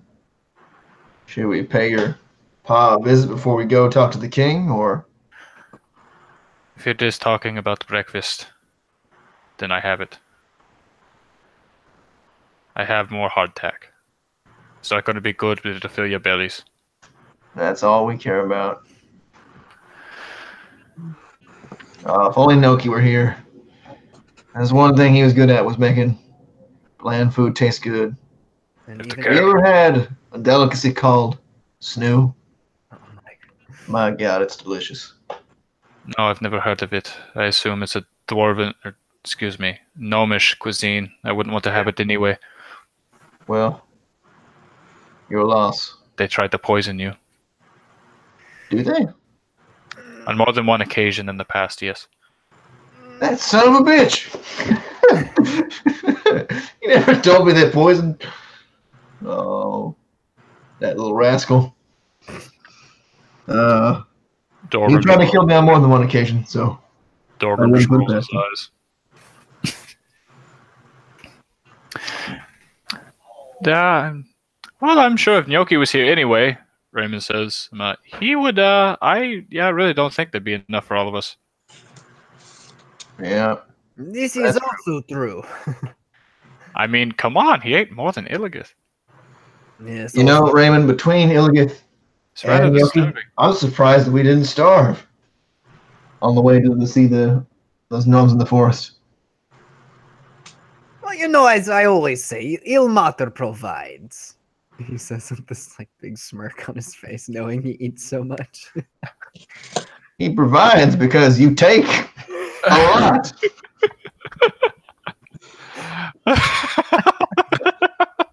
He provides because you take. Oh, that's fantastic. All right, we take our hardtack and we Yeah. don't enjoy it, and we leave. Pretty much, yeah.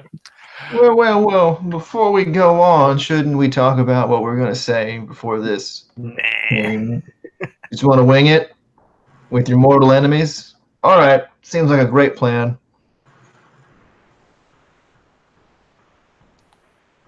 I would recommend getting your, how do you say it? Ducks in a row?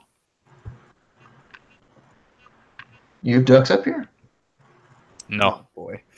All right, so who's got the trains? I should be able to procure those from the barracks rather easily, I got chains considering. for no particularly good reason. Well, Oh, you do? I was a kind of a bounty hunter-ish for a while. For right, information purposes. bounty hunting. Wasn't for illicit activities. There's an uncomfortable silence that lasts just long enough for it to be awkward. Minty, shut up. Anyway, Illigus kind of like, you know, puts his arms out, throws his shield around his back, packs up his stuff, and puts his arms out. And Mal puts the little latches on. He kind of like winks at you. Yep, that'll hold. And he kind of like gives it like a yank. Yep, those aren't going anywhere. Wink. We're just like both smirking under. And Roderick's just looking at Dolgrim like, what the hell is up with these guys? And Dolgrim's like, don't ask. You know, this reminds me of the time that we fought that chained feller. You remember him? I remember the demon. The James. Yeah.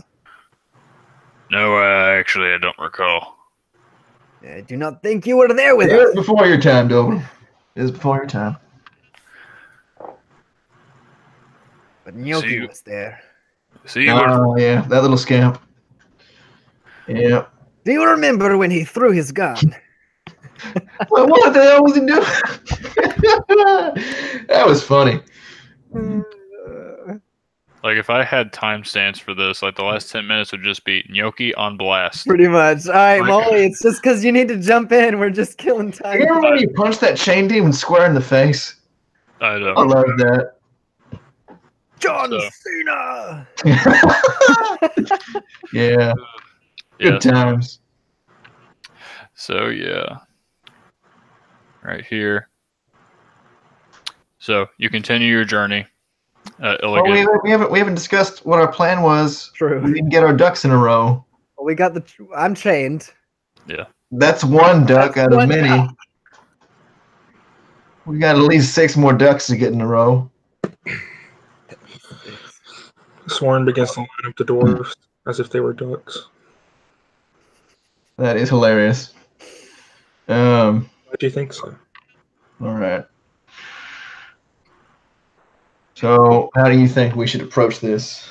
Kind of like open-ended question to anybody who's sitting down in like our little group, like Dahlgrim and I think it is important to paint the entire situation. The Celestials encroaching upon the lands that are not theirs. yeah. Well, I don't know if you know this, but we, Maribor, what are the other 2 names? Oh, it's been a while. I want to say Ghent Yep. and Melangar. something with a T. Oh man, what Definitely was it? Melangar. Something with a T. It's relative. And the other one, well, yeah, I don't know. We approached. What was Molly? Sorry, what was the first like nation that fell, like immediately? The first nation that basically just got blitzkrieged out of existence was a Ghent, which is where Klein is from. Okay. Yeah, well, we after Ghent was annihilated, we tried to ally ourselves with the dwarves, and we were turned away at the gates. So I don't know if that'll be enough to get them over to our side.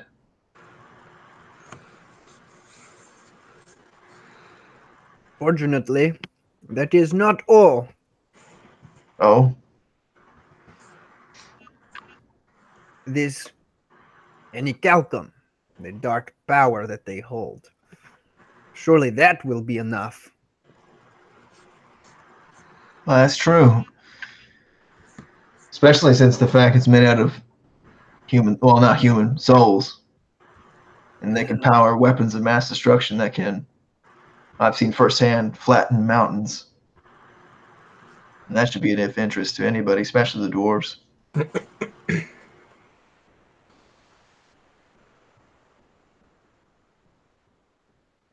And Soren, you said that they had sent some infiltration units into Marigold, right? So they're trying to mess with them already. So And As I said, Dalton is here as well. yeah, all of our faces. Dalton. is he like, you like the creaking of leather as he like kind of like clenches his fist. Yeah, that too. You can only assume the worst and that he's been whispering in the king's ear. Yes. Well. And go ahead. hopefully we'll get to him before Dalton gets to him. Let us also remember that perhaps peace can be brokered between these two enemies, the dwarves and my people. Hmm. I I wouldn't don't really wager. know much about your people, but I wouldn't wager on that fact. Roderick, You don't know the history. and you are not a Goliath. Hmm. so these other Goliaths, are they the same as you? No, but I am sure that the dwarves are more interested in peace than continuing to wage their war. Delgrim, are the dwarves winning this war, or is it a stalemate, or the other way around?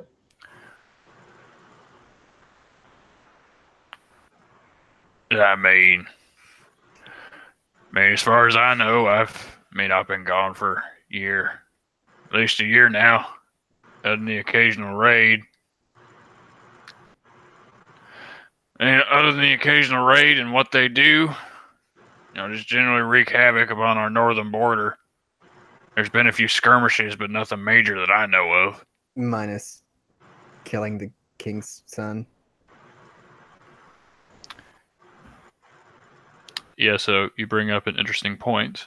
Dolgrim would have freaking reacted to that had I been a good DM. It's all good. So yeah, Dolgrim actually now would say what he should have said like an hour ago. Roderick, you said the king's firstborn son has died. What all has happened since I've been away?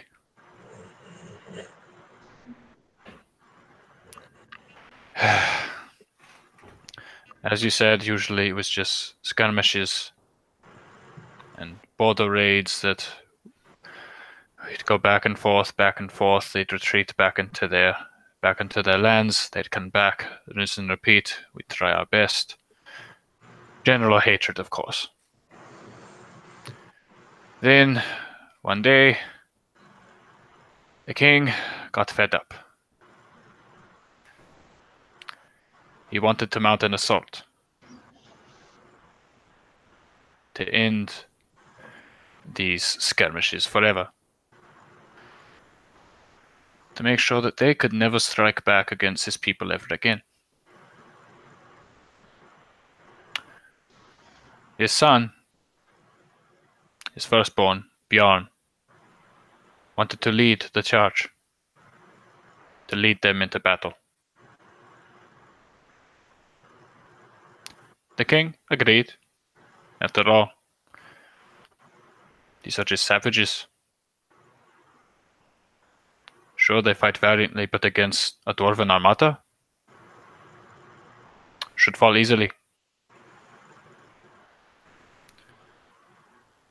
Well, if this tells you anything, the day that happened is known as the Night of Tears among our people. Golash no ku taha in our tongue. Bjorn led the charge along with the second-born, and everything was good. The sign from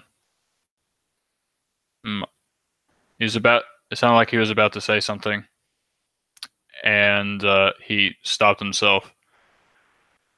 The signs from a false god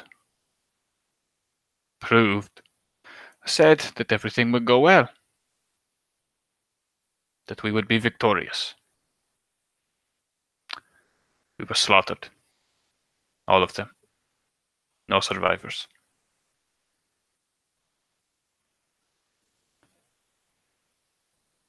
The king's wife, on the following day, after receiving the news, committed suicide out of grief.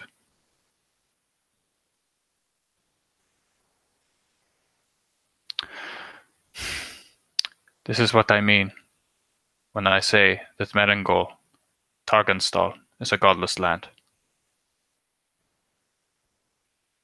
We used to worship the god Moradin.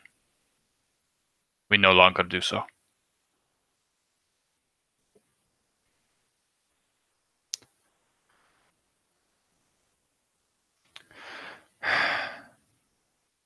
Our people, some within us, are not so keen on that fact.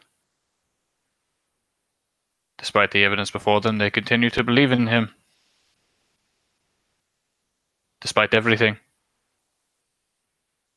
Even the second-born, who apparently fled from battle, is heading it up, fighting for the good name of Moradin. The bastard, a coward, that ran from battle. Why did we trust him? Why did we trust any of them? What I mean to say is that there is more conflict going on in Merengol than you know. And Dogram, he turns to Dogram. I want you to be prepared for what you're going to witness when we enter the city. There has been much bloodshed among our people.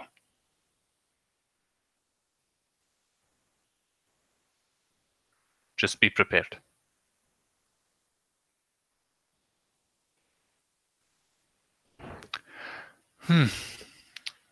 Any other questions?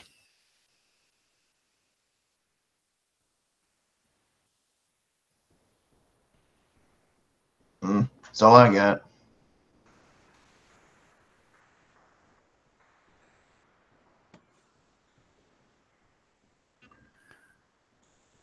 Like you talk about bloodshed. What do you mean? Are you fighting each other? Dwarfing? Yes, Dogram. Yes. We are fighting our brothers. But they are betrayers. They are heretics. They've lost their way. And they're trying to unseat our way of life. By continuing to follow this God who led us down a dark path. And we will not allow it.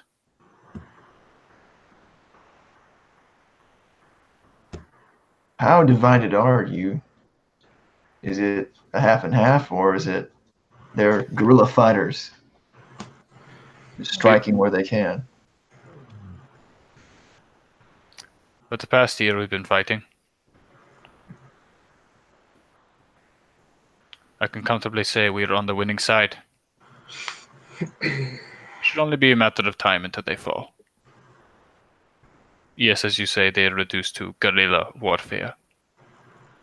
They hide in amongst the cities, the back streets, on the ground. They hide and strike when they can, proudly displaying the hammer of Moradin. The bear that is backed into cave will fight the hardest. This is true. I mean, why would you fight a bear in a cave? That seems like a bad plan. This is not a comment on you. It's more at my friend here. Illios completely ignores that and says, Well, all right then. And It's rude. perhaps there is more hope for us than Roderick would like to imagine. We also take care of these guys, right? For the king. In return, he helps us. That could be one position you take, yes.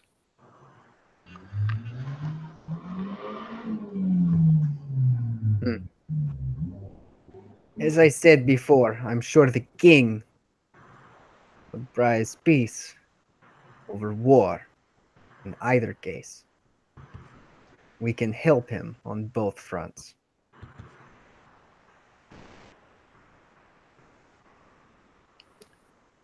See, Malvadrian, I told you Lamata would provide a way. Again, I think you're taking a lot more than should. Never mind. You know, Mal, Never bring up the bear analogy. I don't think you'll like that. It doesn't make any sense. the entire time this like a heavy talk has just kind of been going on, Raymond has just kind of kept his head down, and as soon as you say that, he actually perks up a little bit, and he says, "Oh, come on now, Illios and Ilmater has gotten us out of so many binds before. I mean, come on, history speaks for itself. I hope." Illigus stands, even though his arms are chained, or his wrists are chained, his arms are like crossed. He's got this big smirk on his face as he stares at Malvadrian. And he just shakes his head, knowing that he shouldn't doubt you, but can't help him.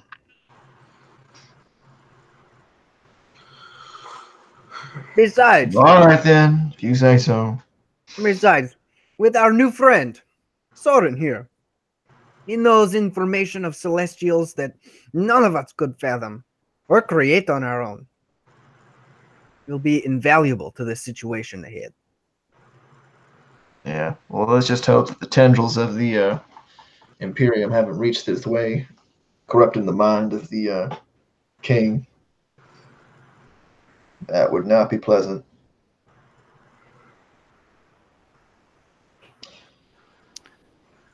Yes, and one more thing, I would advise you to not be too impassioned before the king. It might be necessary in some regard, but well, think about it. You met me, and just imagine how I was, but 1,000 times worse. If that gives you a picture of what our king is like at the current moment. Well, let's get on with it. Yeah, and Dolgrim, who's just kind of been taking all this in, and just this sullen. He was looking real sullen, but this just kind of determined look kind of comes over his face, especially after what Illigus said. It is true. King needs us. Or never right now. Unlike in the past, I could say we could make a pretty good case. Yeah, with the conquering of the hills of Maribor, which were rich with this Anacalcum, they have literally unlimited destructive capabilities. They were able to take down a mountain. Easy.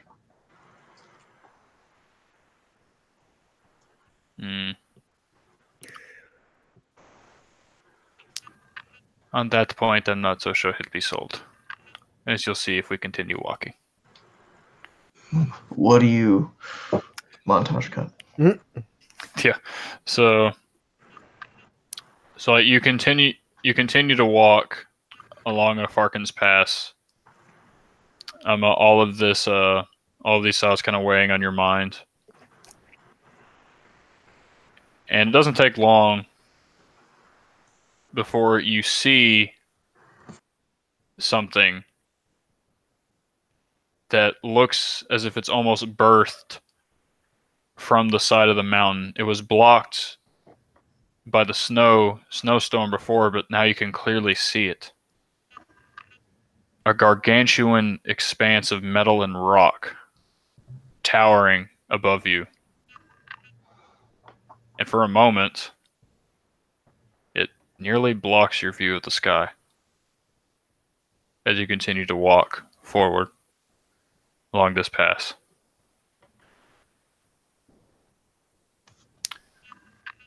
These are the walls of Meringol.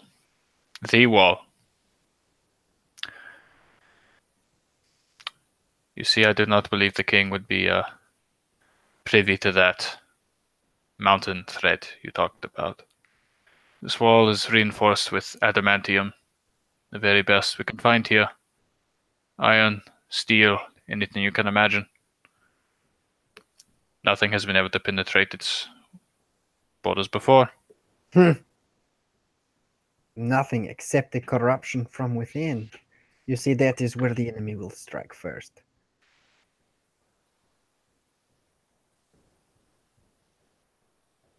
Our hearts are the same way.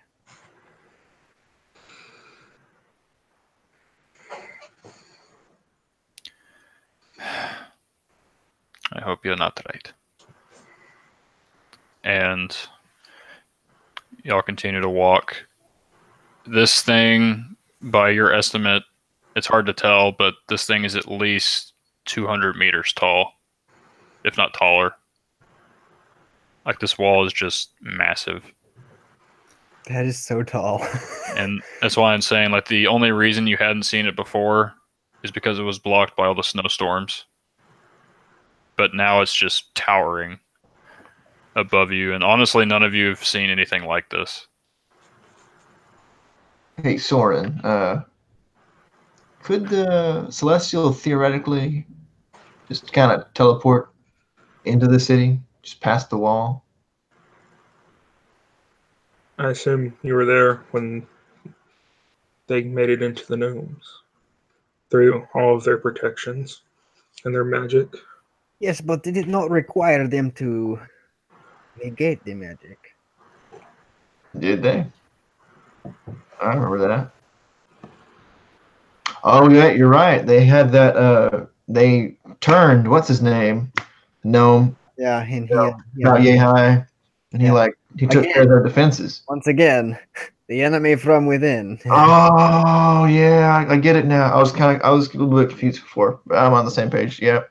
Your wall will be a prison. Yep. He's right.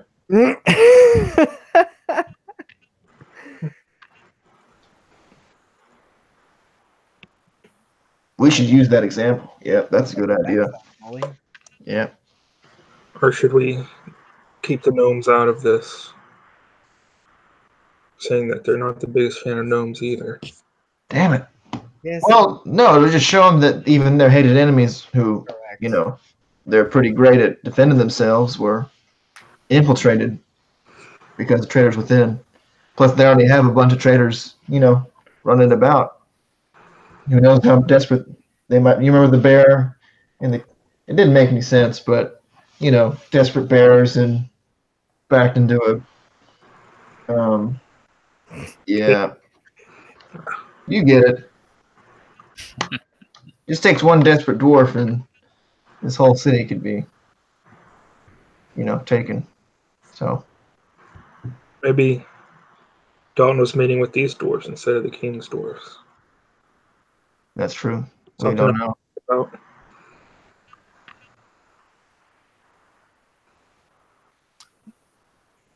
So who's gonna be talking to the king? I mean, I'll do it, but We all have our own goals to present to him. that's true. Yeah.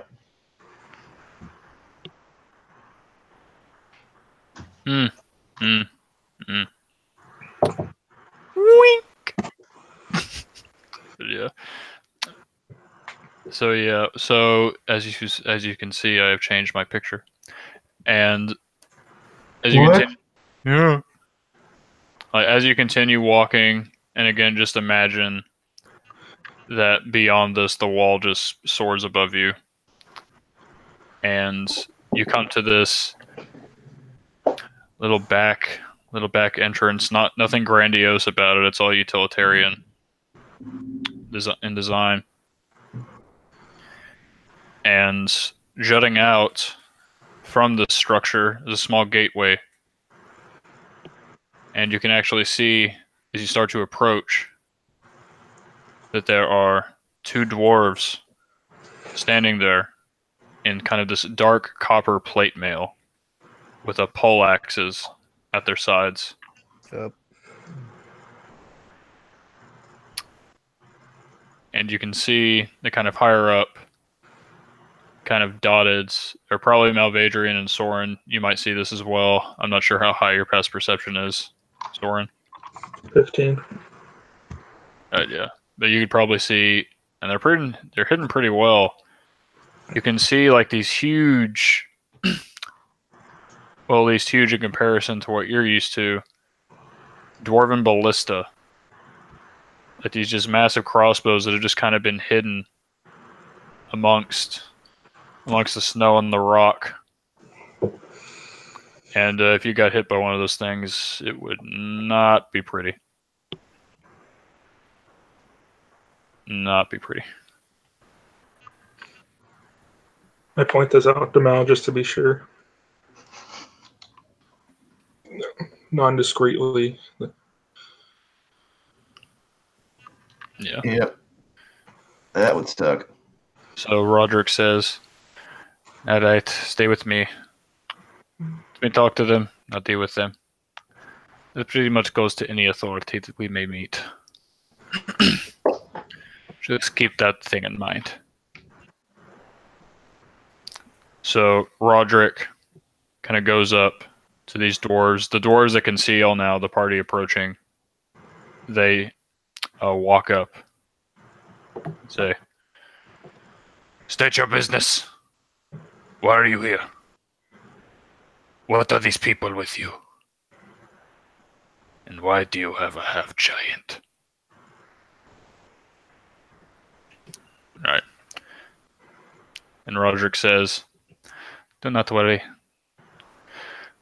The people with me, they have urgent news. And a half-giant. Well, let's just say they've brought an offering for the king.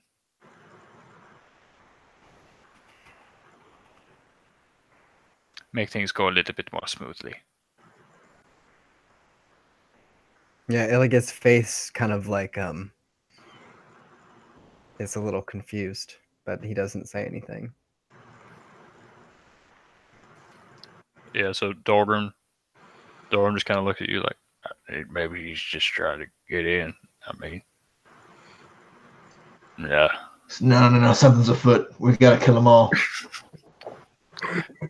Yeah, and so Roderick says, besides, my name is Roderick Iron-Nose,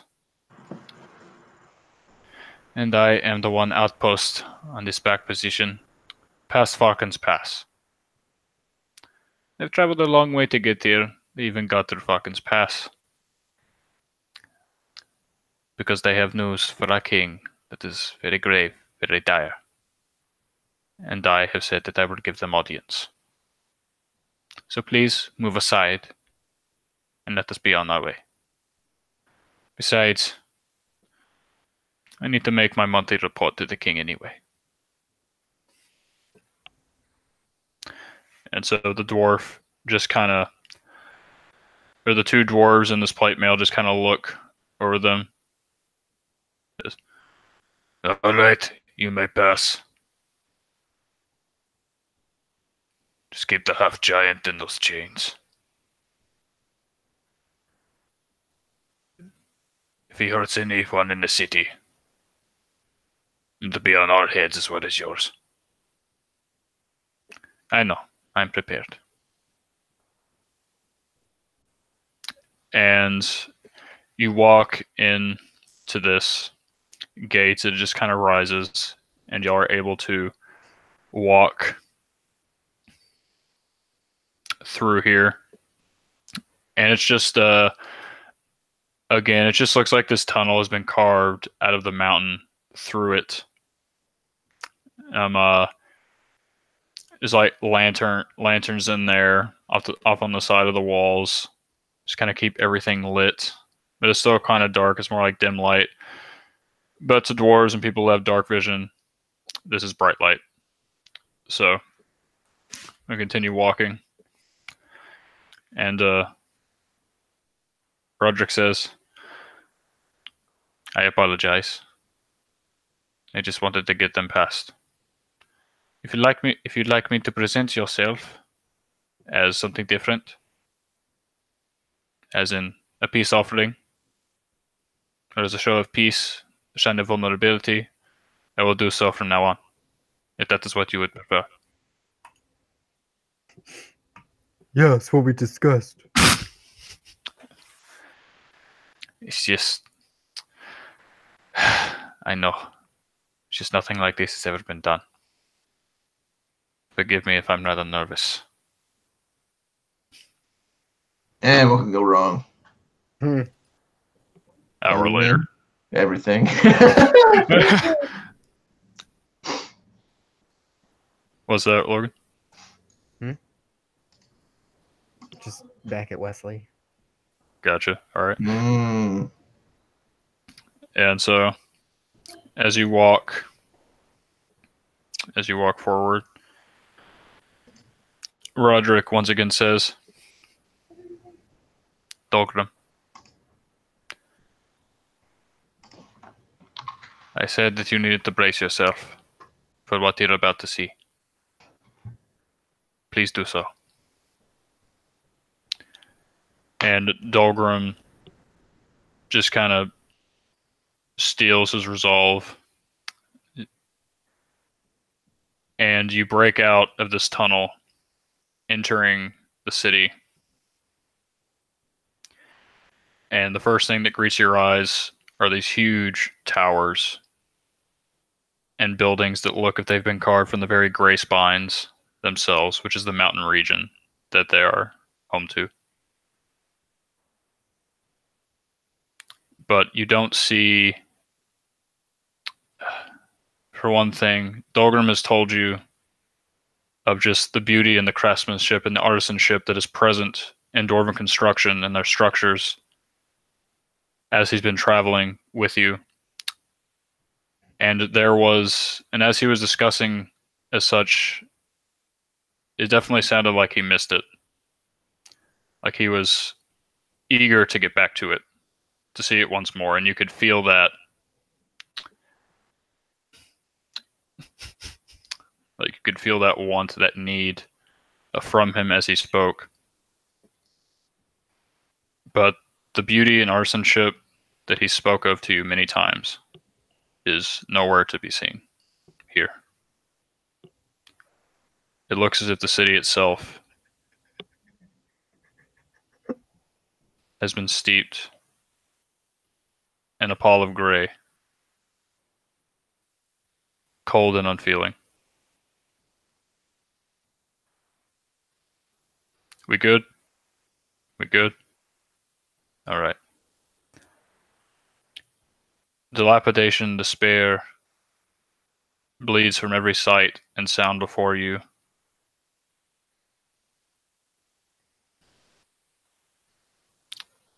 As the weathered city crumbles, no tower, home, or shop being spared its fate.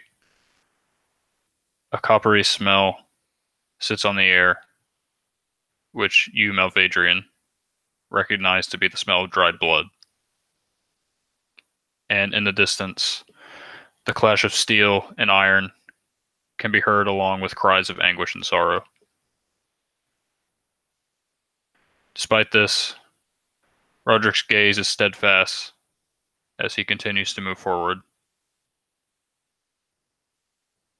taking you into the city. And I think we're going to take a break there. Just quick 5-minute break. And I don't know what kind of music you're listening to. I'm sure it's thematically appropriate to what's going on. It really is. It's so good!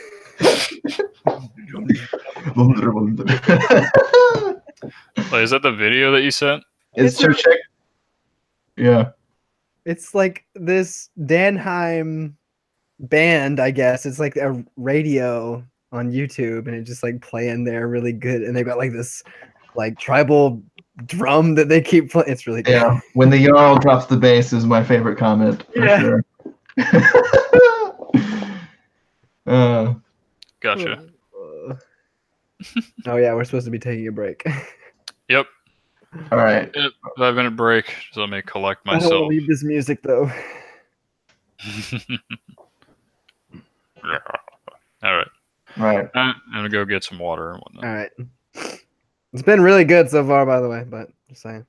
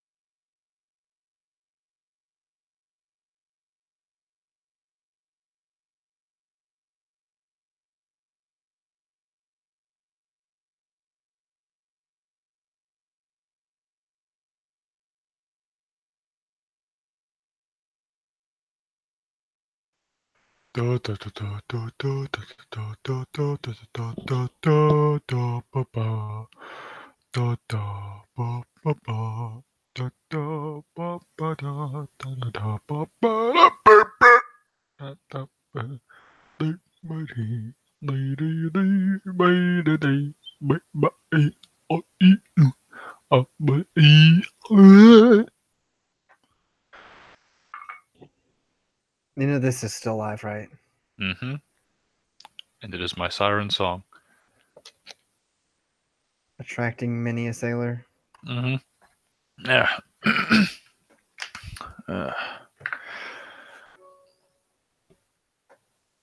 Ah! Don't be such a bloodhound. Yeah.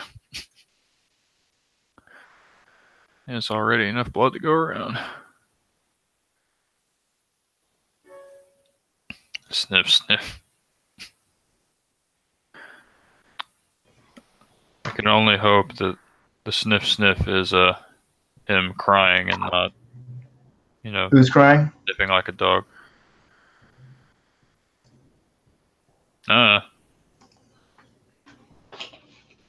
Probably no one. I mean, there are probably a few people, but Give or take a few dwarves.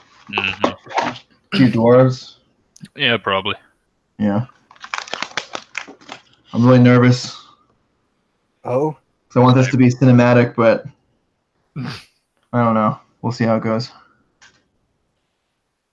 Okay. Ah, Yeah, just wing it. You'll be fine. that's what I was thinking about. I just don't know how we're going to transition. If it's going to be like a clean transition, or if it's just going to be like awkward silence for like 7 seconds, and then like, oh, and then the Inacalcum thing. if we get that far. We'll see. Yeah, so like I said, the rest of it probably an hour 15, maybe. Be the rest of it, depending. I mean, Molly's like, yeah, it's probably like an hour and a half till JoJo comes in. It's been 2.5 hours. Oh no, I know he's not coming. That's not what I'm saying. How much Saying more that- do you want to get through? Way underestimated. I would prefer to be done around 1 if possible. Mm-hmm. But it's not the end of the world if you go over, or we go over. I mean. Yeah.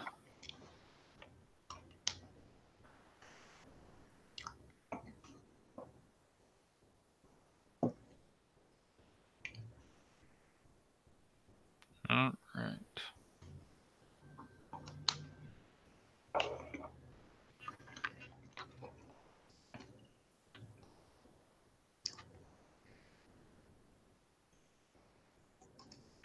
Molly, did you listen to the bum bada bum bum bum?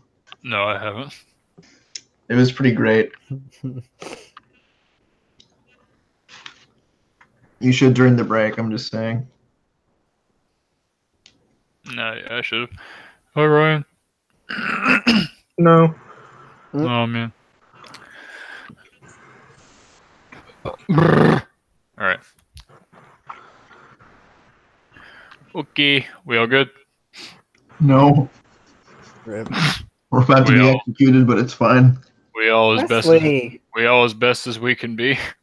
I take that as a yes. Worst comes to worst, Mal and I get out just fine. True.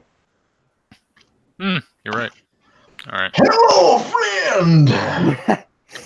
Break some chain. Yeah, breaks the chain going in for the hug. Rip. All right. Because the chain's rip. All right. And he's the chain breaker. Mhm. Yeah. So let's get back to this. All right. So. All right. Let's get back into it.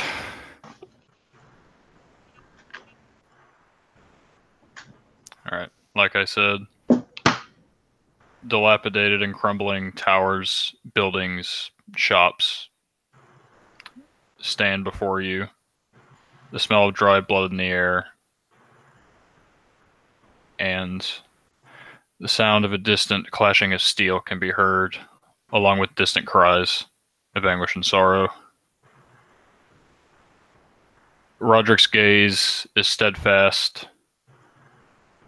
but you definitely see a twinge of sadness in them. Dolgrim, on the other hand, as much as he had prepared himself, actually falls to his knees and just looks out at the broken city before him, and his eyes just start to glisten, and he manages to croak out, "What the hell has happened here?" Illios, what you feel here is different than anything you've ever felt before. And anguish and despair just permeates the air here. And it's pretty much as if you're being choked by it. This feeling is not what you're used to feeling. It's not an evil, but just rather a profound sadness, hopelessness, and loss. Malvadrian, while you have never been here, you know what this is. Because it reminds you of your home, Maribor, as it was being consumed by war.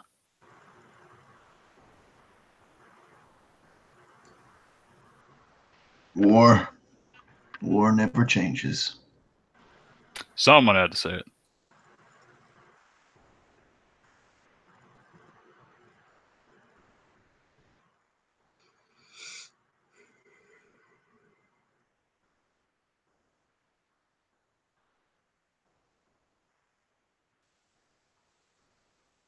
All right.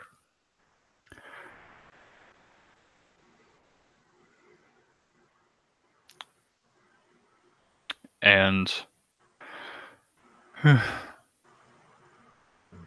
Roderick says, "Come on, Dolgrim. We have to keep moving. Try to not pay attention to it as best you can. And if anyone would like to react, then I'll give him this. If not, I will continue."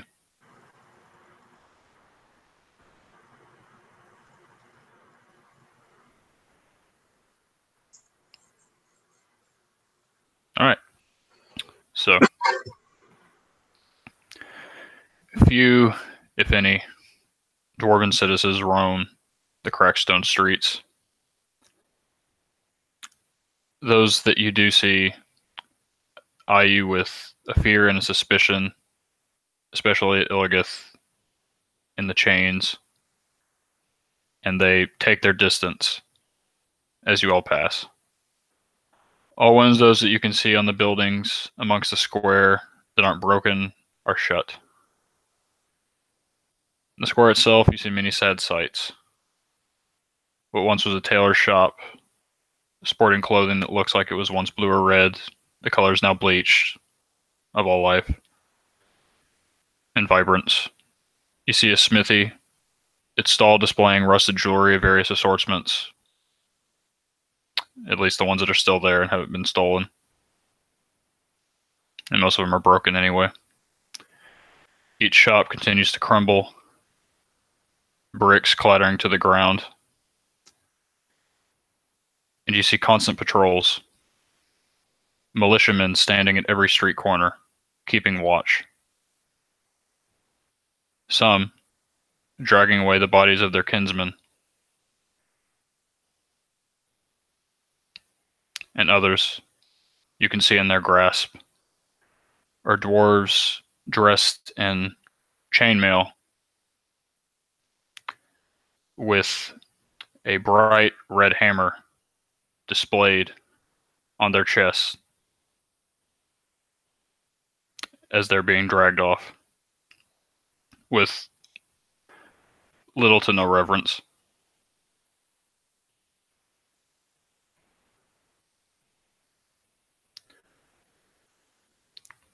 You also see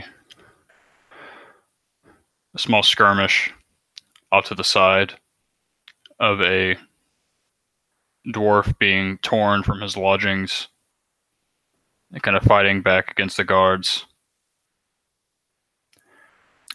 And the guards, you can hear as you pass, "You're going to have to come with us. A tip has been given that you still worship Moradin, even though the law prohibits it."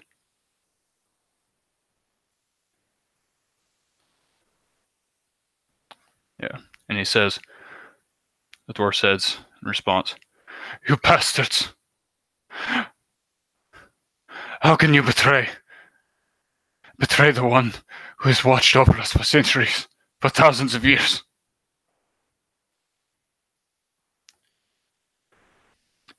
And they just say, "Take your words to the king, and Moradin does not watch over us any longer." And the guy is basically knocked unconscious from a blow to the back of the head with the end of a poleaxe, and he is dragged off.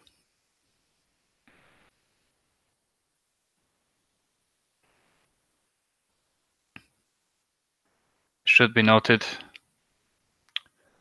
do not say the M word while you're here. I think you can get what I'm getting at. Roderick's gaze doesn't, avert to the side.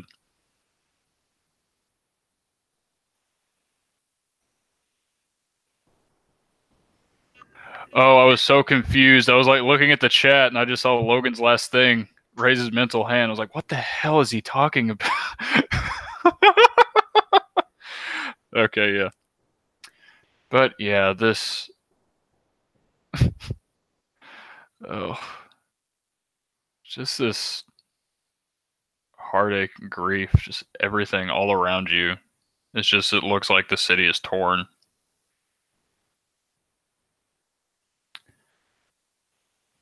As you continue to walk, in the distance you see it, and it's most definitely the tallest, and without a doubt the most grand structure you've laid eyes on in the city.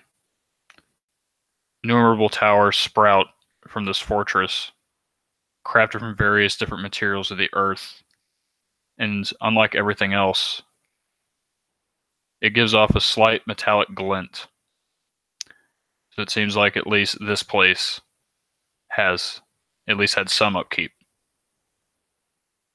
There are multiple windows, most of which have guards at attention, ballista at their sides, and a great gate with heavy adamantine doors stands to greet you.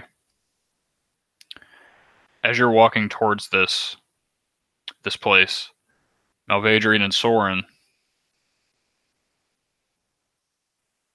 apart from LOL, yeah, do that real quick. Yep. Right. It's a chat shenanigans. Yeah. So Malvadrian and Soren, as you're walking towards this place, apart from, the glances and kind of the leers that you're getting from some of the citizens, you feel a different set of prying eyes that might be watching you. You both know what it feels like to be watched. If you look around, you don't see anyone in particular, other than the civilians, but you do feel as if you are being watched and observed by something other than what you can see. As I nearly die. All right. And his last words were, "Ugh." Yeah. As you approach this, frankly, this fortress, definitely not the look of a castle or anything like that. Roderick says, "We dwarves call it Grazaldul. In your tongue, to translate to indomitable spirit. Quite an apt name for the king who leads our people through these hard times." And like you've probably... No, I'm not going to say anything. And Dolgrim says, "The king that I know would not have allowed this to happen.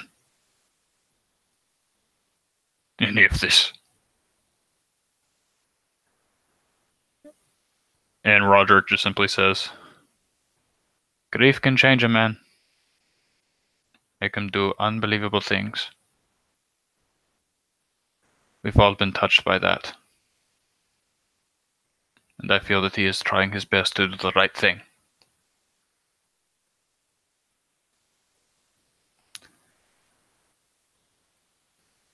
At the foot of the doors, there are two statues of dwarves in plate. And above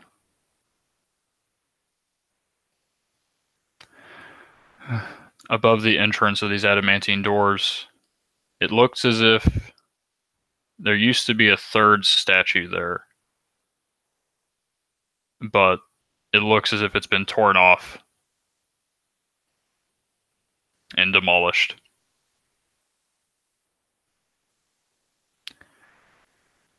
Two dwarves in the same copper red plate mail are at the door, and I think I can actually show y'all pictures of what these guys look like. Where are they? There we go.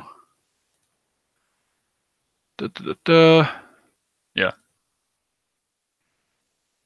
There you go. Give you a little bit better visual. If I can, keep the tab straight. There we go.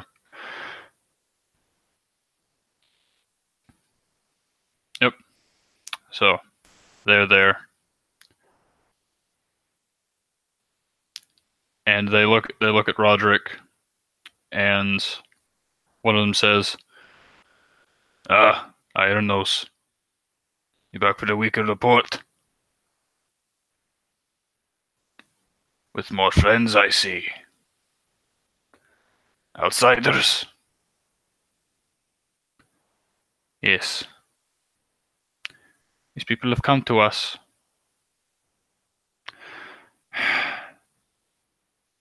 with grave news. Grave news. They must speak to our king immediately. And seeing as I am due for one of my reports, I figured that I could speak that piece as well.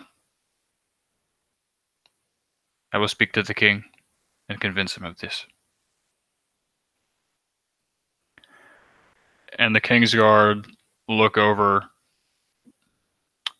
at everyone. You can't really see their eyes through the slits of the helm, but you can definitely feel their gaze. And both of them are definitely focusing on Illigoth right now. Who has a perpetual smile. Yep. And it should be noted that throws them off. And the savage, he's different. He's not from the north.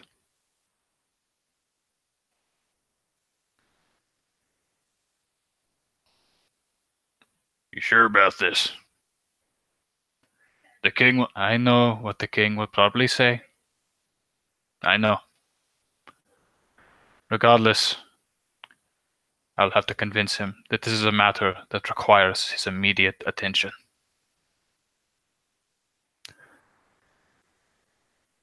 They want to help.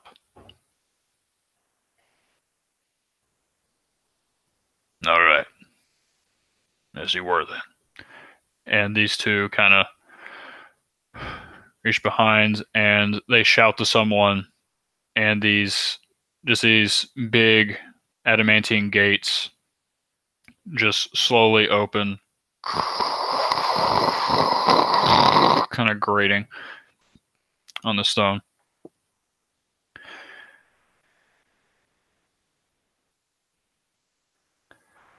And you walk in.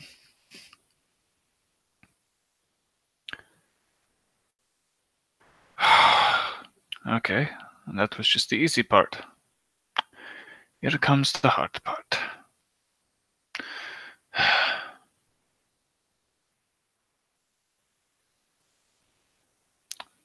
I hope you all have gathered what you want to say to him. I'll lead you outside the chambers. I will go and have my meeting with him. If all goes well, you will be ushered in. If you'd like to take this time to think over anything else, discuss amongst yourselves while I talk with the king, then do so.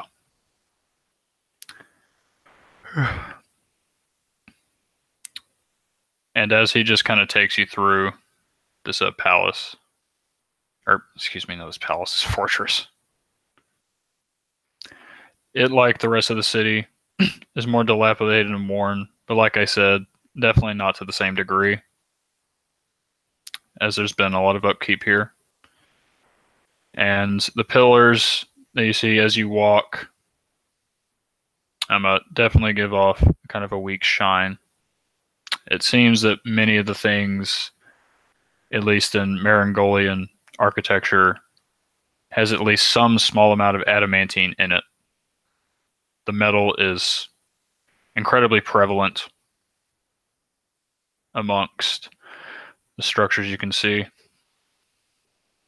On the sides of the wall, you see murals, designs of ancient dwarven kings, long past down a line. Each of them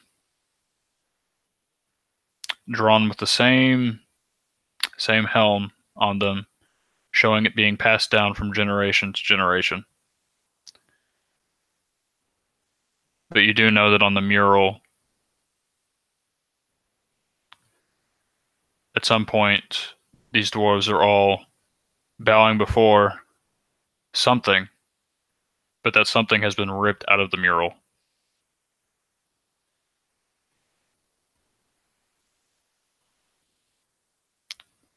Rather haphazardly.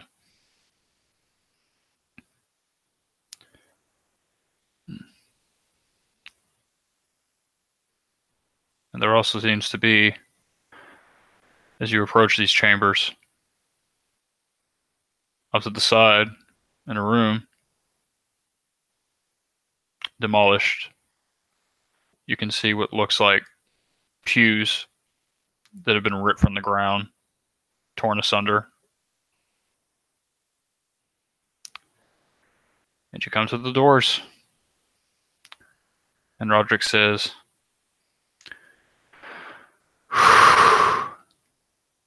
"Wish me luck. I'm going to need it." Oh, goodness. You will not need luck, friend.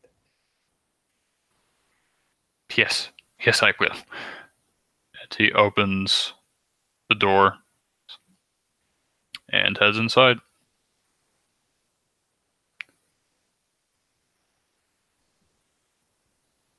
And y'all are just kind of left to yourselves to speak, if you so choose.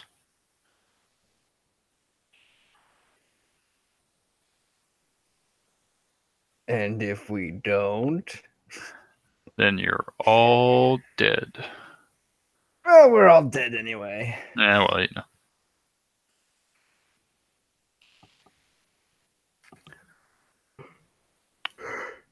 All right. So, as the time passes, everything you've seen is probably just weighing on you, probably adding to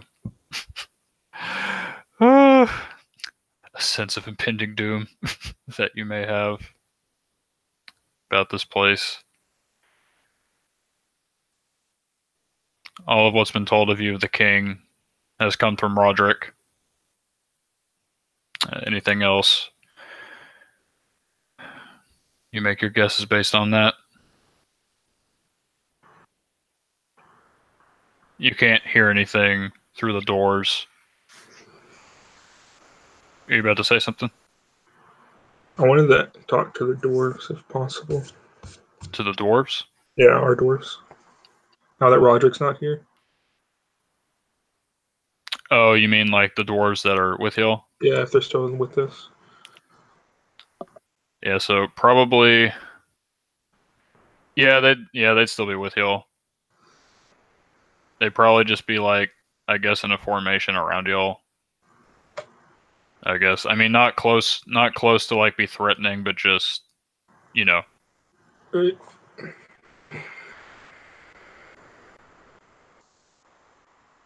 Have any of them spoken to us before? I mean, I imagine Sounds. other than grunts. Yeah. Yeah, other than grunts that you've gotten. I mean, I imagine that when you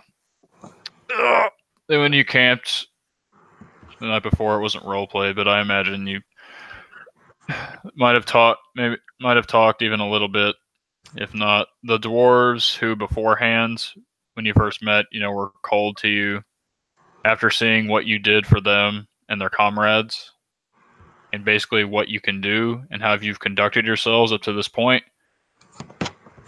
They definitely have warmed up to you as a group, and you can tell that they definitely respect what you're trying to do. Gotcha. Yeah. So if you wanted to talk to them or ask any of them a question.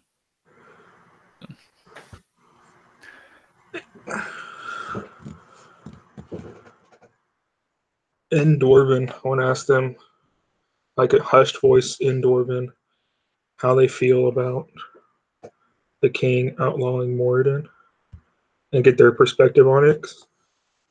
We know Roderick is like up the king's butt, and I want to see if these guys are the same way. And perhaps what the actual numbers are of like Right. losses. Like if they have any, how they feel about it, and any details that they can provide that Roderick did not. Mm-hmm. So these dwarves, it's kind of right, as you ask this in Dwarven, I don't think Malvadrian or Illios speak Dwarven, but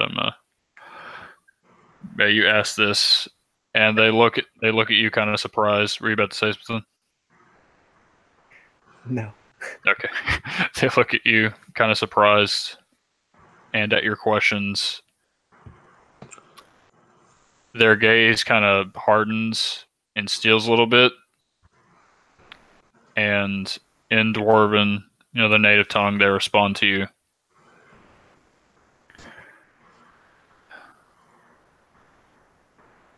King Andvar, as Roderick has said, he has been through much in the past year. This is merely his merely. This is his 300th year of reign, and it's been a long and a prosperous one for us.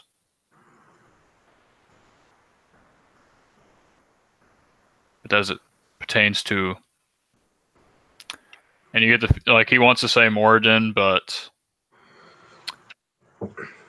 he can't say Moradin, so he says, "The false god has betrayed our people. Of this I am sure. We are sure, which is why we stand with him."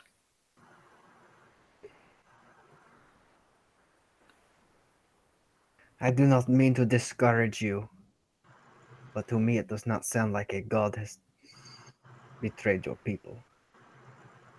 It looks to me like your king has betrayed them.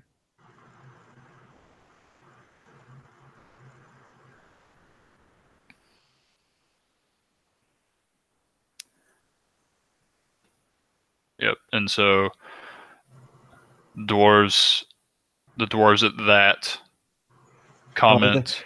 Hopefully the dwarves that I saved their lives. Yeah, Maybe yeah. those two. No, I was getting to that. So the four dwarves, or actually three, the three dwarves they didn't say are about to be like, how dare, and then the other two, it's like, he's not trying to antagonize us. It's merely a concern. And they kind of look at you and they up nod, like, in thanks. You up nod back. And we align ourselves with our king. But do we want this war? No, we do not. To slaughter our brothers in the street like this. To kill them, to hold them in your arms. Knowing that you were the one that dealt the killing blow. There's nothing worse that can be felt. Nothing. But this is war. And Anvar is in the right. More than... He would never lead our people astray. At least what we thought he was. But yet he did.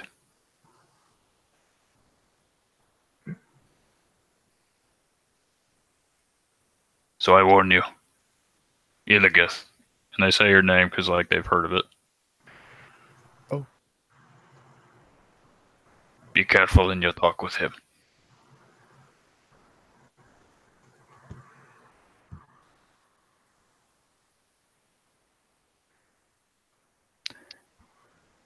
And then after that, they stop talking. But I mean, you get the general consensus that these dwarves, I mean, they feel horrible about what they're doing, but they feel like they're on the right side of things.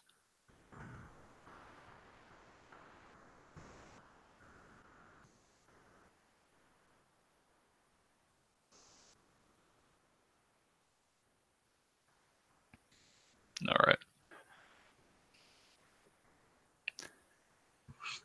And about 15 minutes go by. And the doors open once more.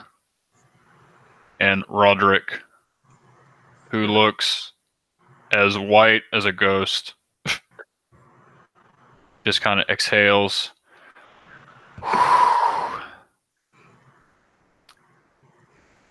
All right. He will see you. And hear what you have to say.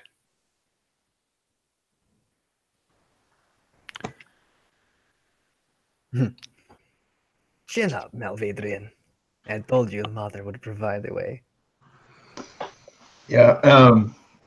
So during this entire time that we've entered into the city, you saw Malvedrian before, and he was pretty lighthearted and even jovial on the trip here. And that was the same for this entire trip, since all the way back from traveling from the forest where the gnomes were. Ever since he was saved by Illios, he's been much more lighthearted. But as he walks through a city drenched in blood and despair, he remembers his own origins, his own mission, and this entire walk and prelude before this meeting.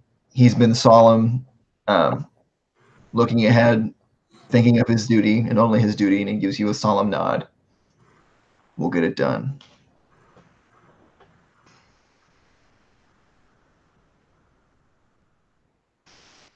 And he confidently and boldly walks into the chamber of the king. Come, Soren. Victory awaits. Trying to be solemn, man. It's not an Illios job description.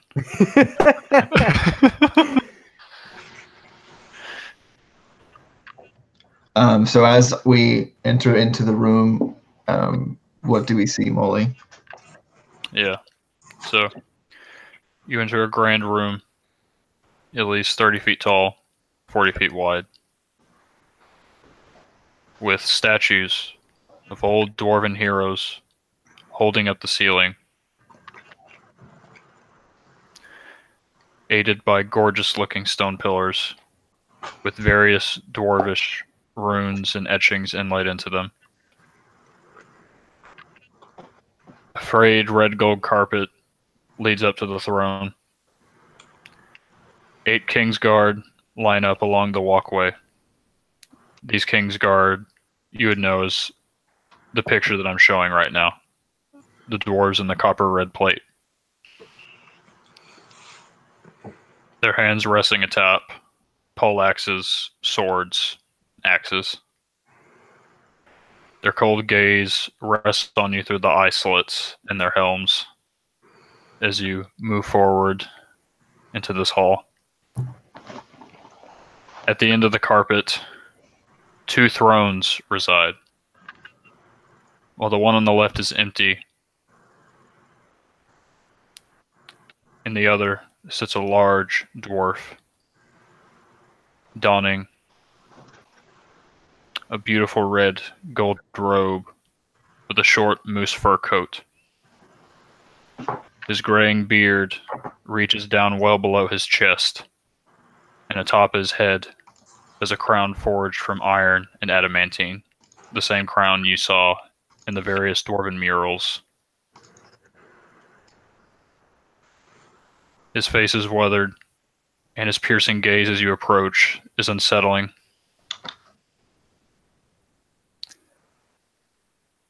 The air of authority about him is absolute. This is Onvar Ironhelm, King of Tarkenstall. And I'm going to show you the picture.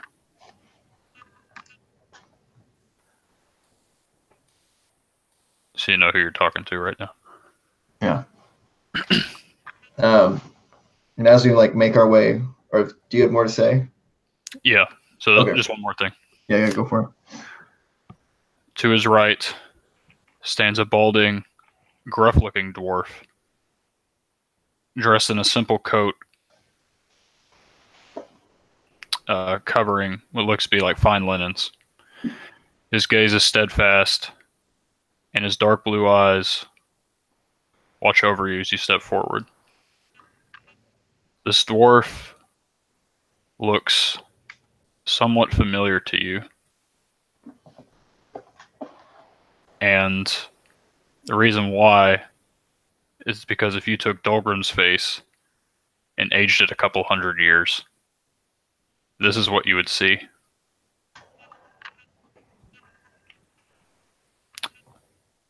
Unlike the king, his gaze, while still being serious, has this air of curiosity about you.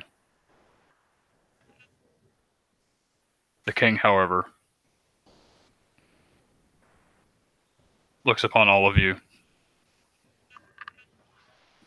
The throne, you have to walk up a set of steps to get to.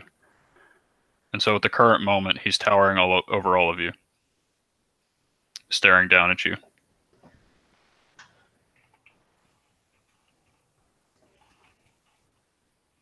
So as we get to the respectable distance between us and the king, if you have nothing to say, I would just go ahead and start, just for ease of play, I guess. I don't know. Yeah, go for it. Okay. So Malvadrian, who I kind of see as kind of walking in front of the kind of procession behind him, kind of waits before everyone kind of like catches up. And as like our gazes meet, Malvadrian's eyes are gleaming almost in defiance, but rather it's more a grim determination, a mission that needs to get done. And he gets down on his left knee with his right arm resting upon his knee. And he kind of like bows in respect. And from his knee, he addresses the king.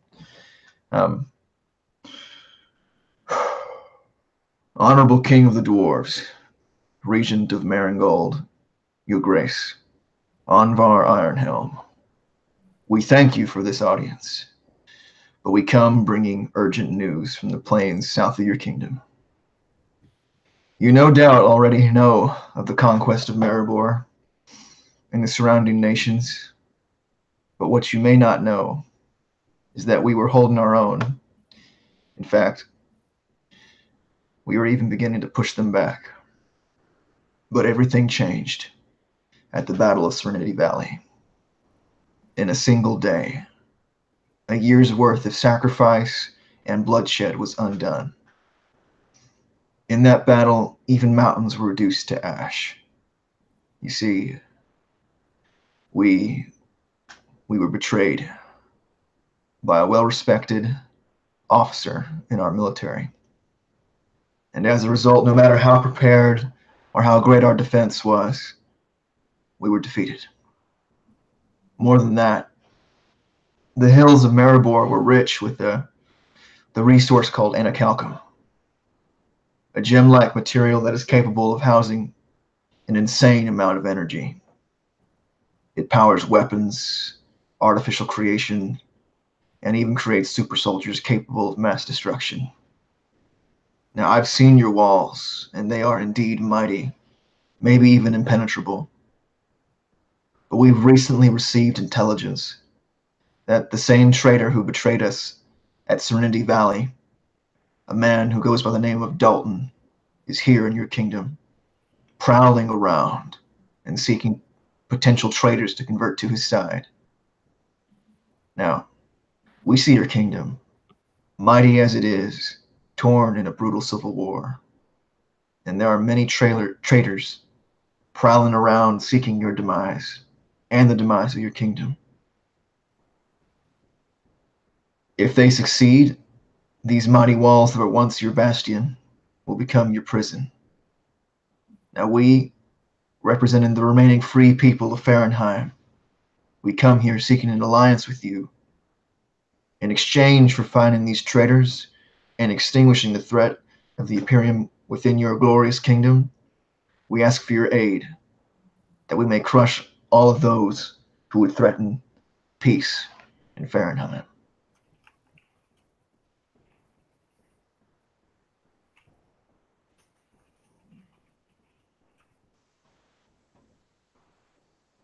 Yeah, so go and take a point of inspiration for that. Thanks, man. And the king says, "Oh yeah, sure." All I had to do was ask. Oh, okay. But yeah, there's a heavy silence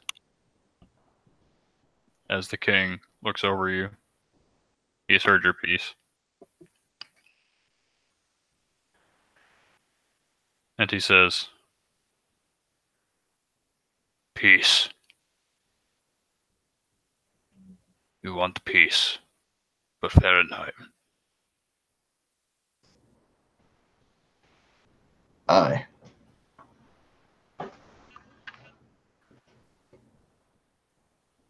Why, may I ask, Mariborian?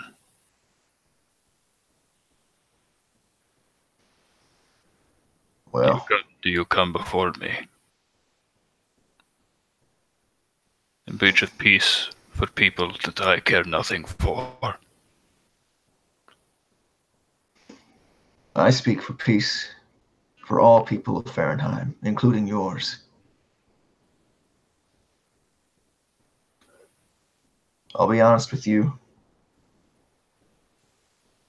I also want revenge for my people. But at the same time, I don't want the same thing that happened to my nation, my village, my people to happen to yours. My people are slaves, if they're not dead.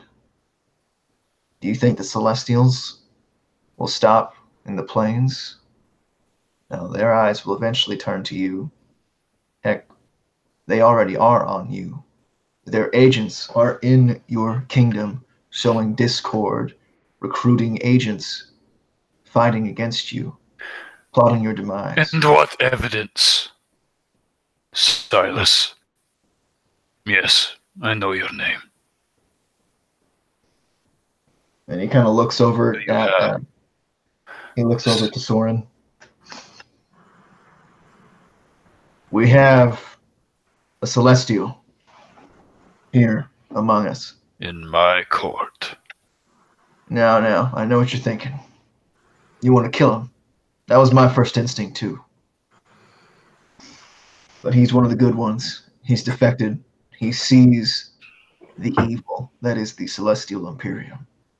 And he also wants peace for all people, even yours. He has intelligence that hopefully is of interest to you.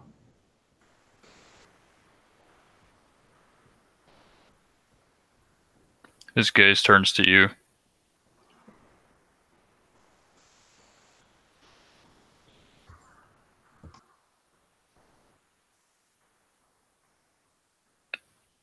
No pressure.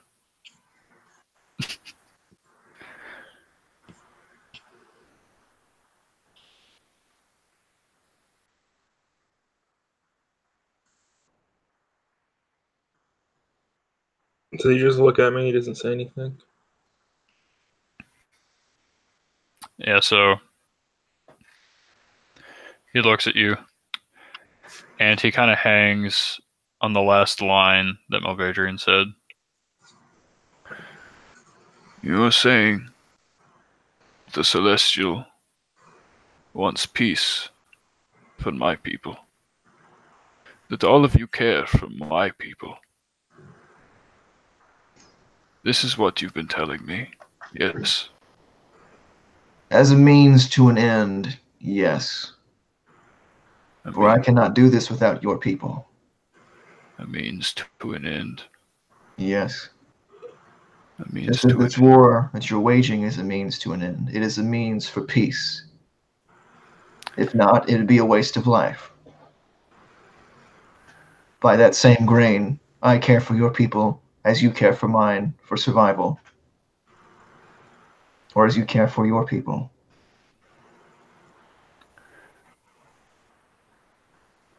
I would like to tell you a tale. Meriborian. Celestial.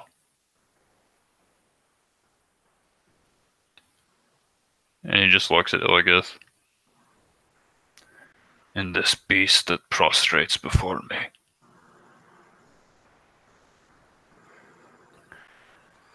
You speak of a means to an end, of an alliance between our people, for the greater good of our survival. These are the words you have told me. They are words that I've heard before from others.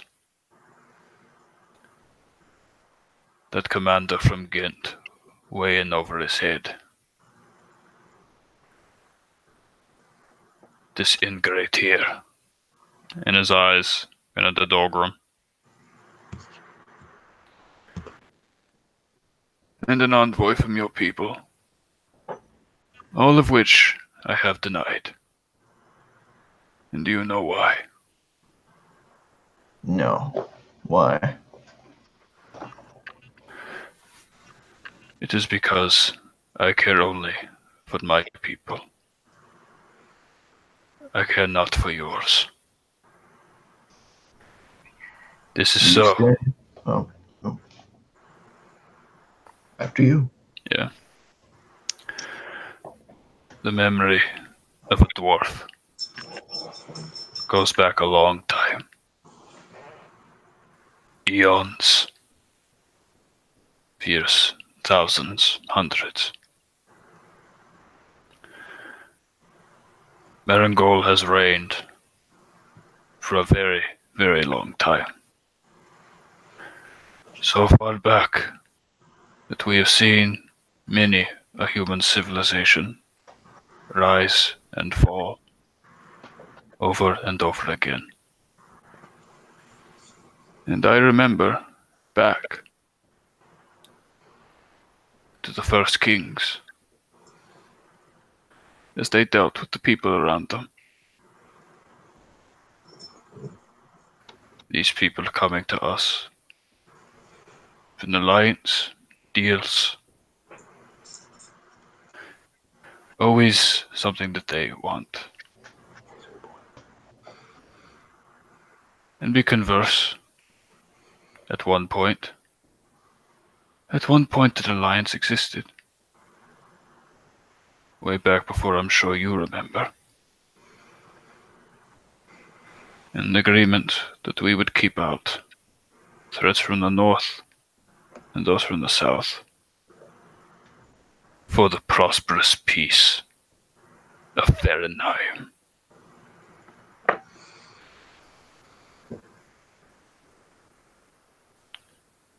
These civilizations, they fail eventually.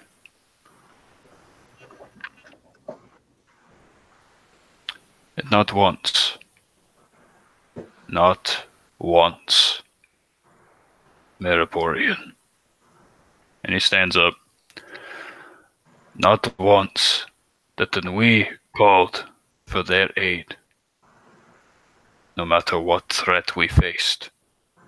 No matter what agreement or deal we had struck. They did nothing! For me. For my people. Nothing.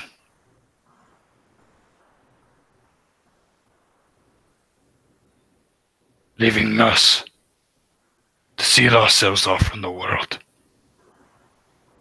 And live in our mountains, behind our walls. Because we have wanted nothing to do with them, ever since. We have been fine, as time continues to pass. And now you talk of a celestial threat that I know exists. I know. Do I believe the rumors of their power, their strength?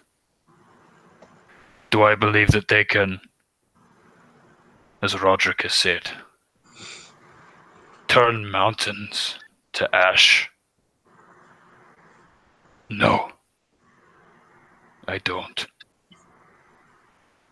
And even if it were the case, these walls will fall to no one.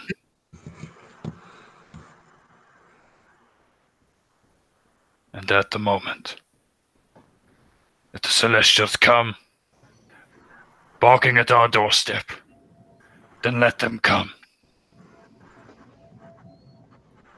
They'll know the greatest fight they've ever known. No, No. that's where you're wrong. The Celestials, they don't fight battles. Well, they don't anymore. They don't fight them outside of walls. They don't fight losing battles. They don't fight sieges. They don't fight prolonged battles. No, they fight with betrayal, with intrigue. Look around at your kingdom. When has there ever been this much discord? Not in any recent memory. The discord exists because of those damn zealots who preach that damn false god who led my people to ruin. Regardless, discord, allows quite the cover for traitors, does it not? The king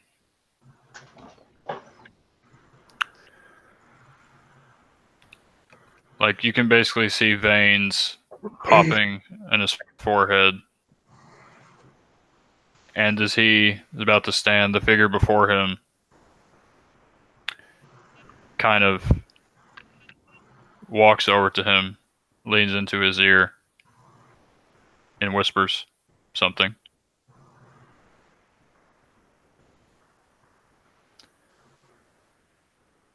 And the king, even though his face is blood red at this point,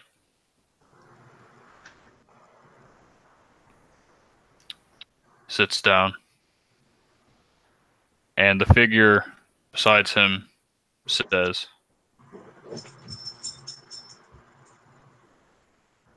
You talk of a possible betrayal, intrigue, the celestials that have come into our city and sown this discord that you speak of. He gives a solemn nod.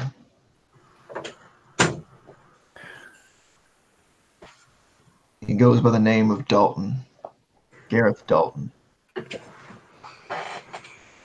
yeah. The king speaks again. Roderick has told me of his name. We have not spoken to any Dalton. No man such name has been here. No, that's not his style. He builds infrastructure from the shadows, waiting until the last possible moment. He's smart. He wouldn't reveal himself this early. But when he strikes, you won't even see him coming. If this threat does exist, and it does, you can't afford to be surprised by it, not with the wars you got going on to your north and from within. In exchange for us dealing with this threat here on your doorstep, we ask again that you would consider an alliance with us. The difference between us and all of the others that you've made alliances with is that we're willing to help you first. Then afterwards, you can make good on our agreement.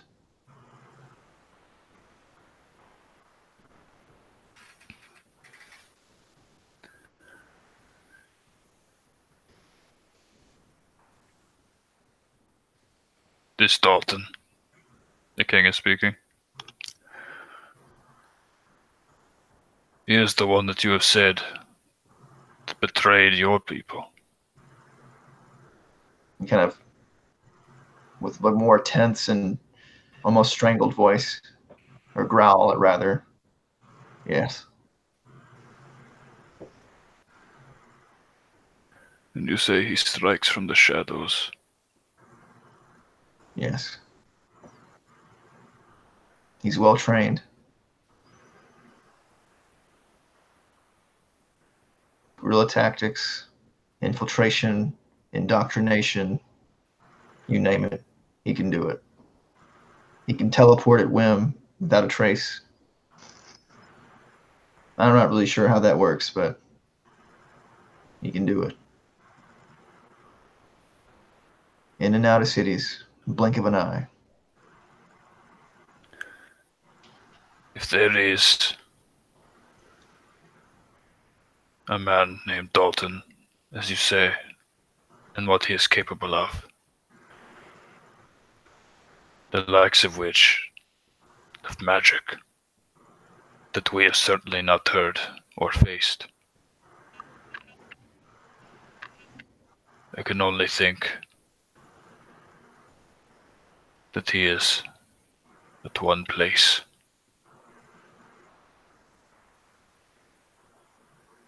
He is with the damn zealots that are desecrating my city with their false god.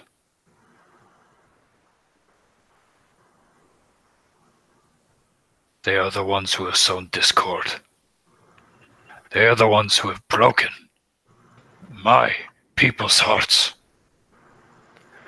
They are the ones who refuse to see what has been laid before them.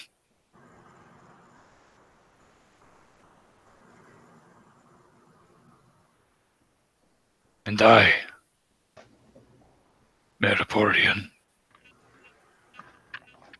have an offer for you. All right. Name it.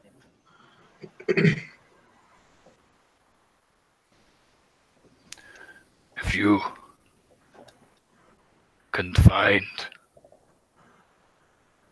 the zealots who hide within my city,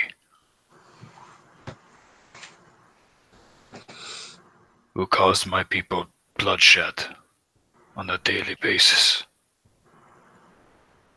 if you can find them, the seat of their power, and destroy them, and bring me their leader's head, then once this war has been dealt with, I will aid your plight.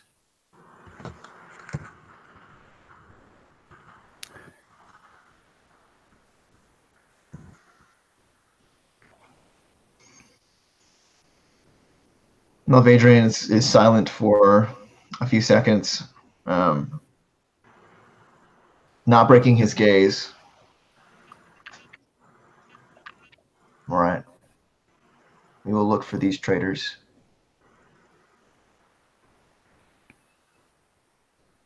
Right. And when you say that you'll look for these traitors, Soren, you begin to feel something. And it's if it isn't in real time.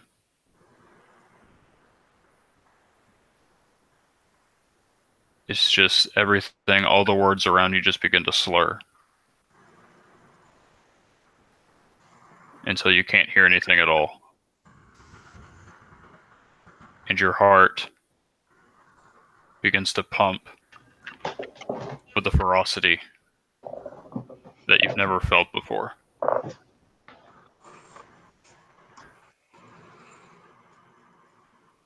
And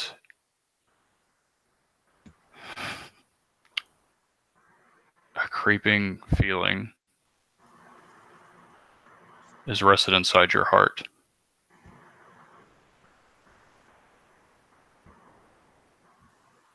That something is wrong.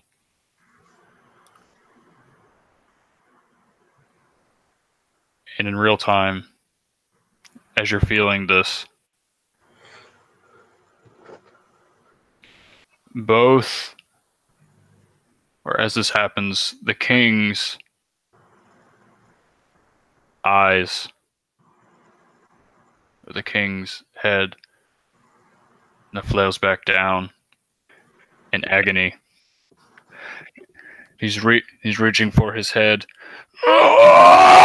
and light just kind of bursts from his eyes. And Soren, you see a vision. You see the town of Marangol that you've seen before you. Mount Greymore, the tallest mountain here, the only thing that reaches above the walls. You see that as it erupted, covered in lava, covering the city in fire and death, the screams of the people ever present as explosions rain. And you see amongst the city a foul creature, once of which you've never seen before. This creature is huge and black.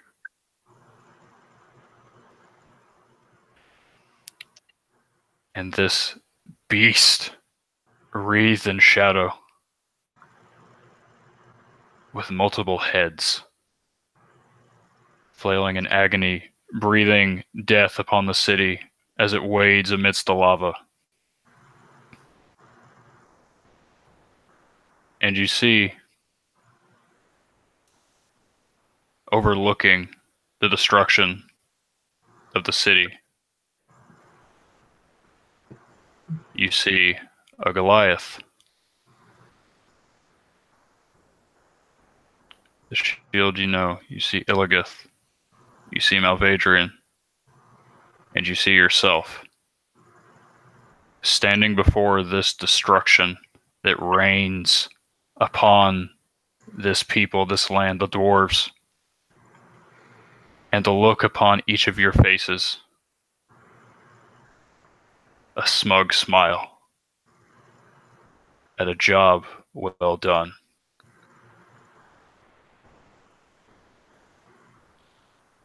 And the vision suddenly ends, and you're thrust back into reality.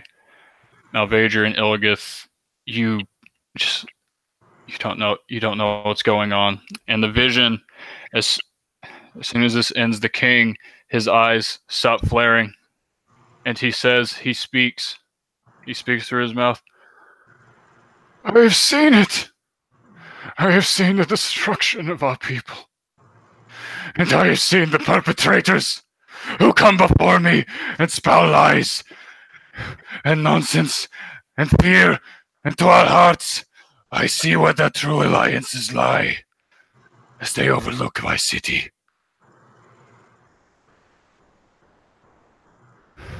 You will not have a hold over us. You will not. Kill them! All of them! Now! Take up arms and destroy them. The King's Guard brandish their weapons and close in on you.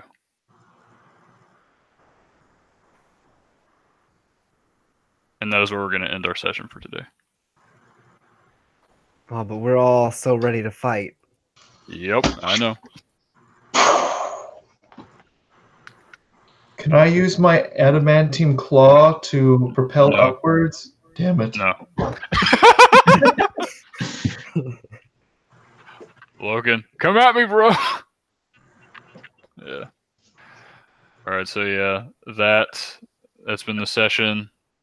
And I'm gonna go ahead, I'm gonna take Ryan's advice, and I am gonna go ahead and call this the enemy within. So It's on so many levels. yeah. So let's see. I have At least 2 levels. at least 2. Shut up, man. That's many. Alright. So assuming I have switched to the proper thing and I'm no longer the visage of the king before you. What? Where did the king go? Oh, Who are you? I was just shouting and something. I don't know what happened. Alright. You are no. But yeah, that's been session 18. It's been 3+ months. I hope y'all enjoyed it. And looks like y'all have a bit of a situation the next time we play. See you in March. That's right. See you in March. Better not.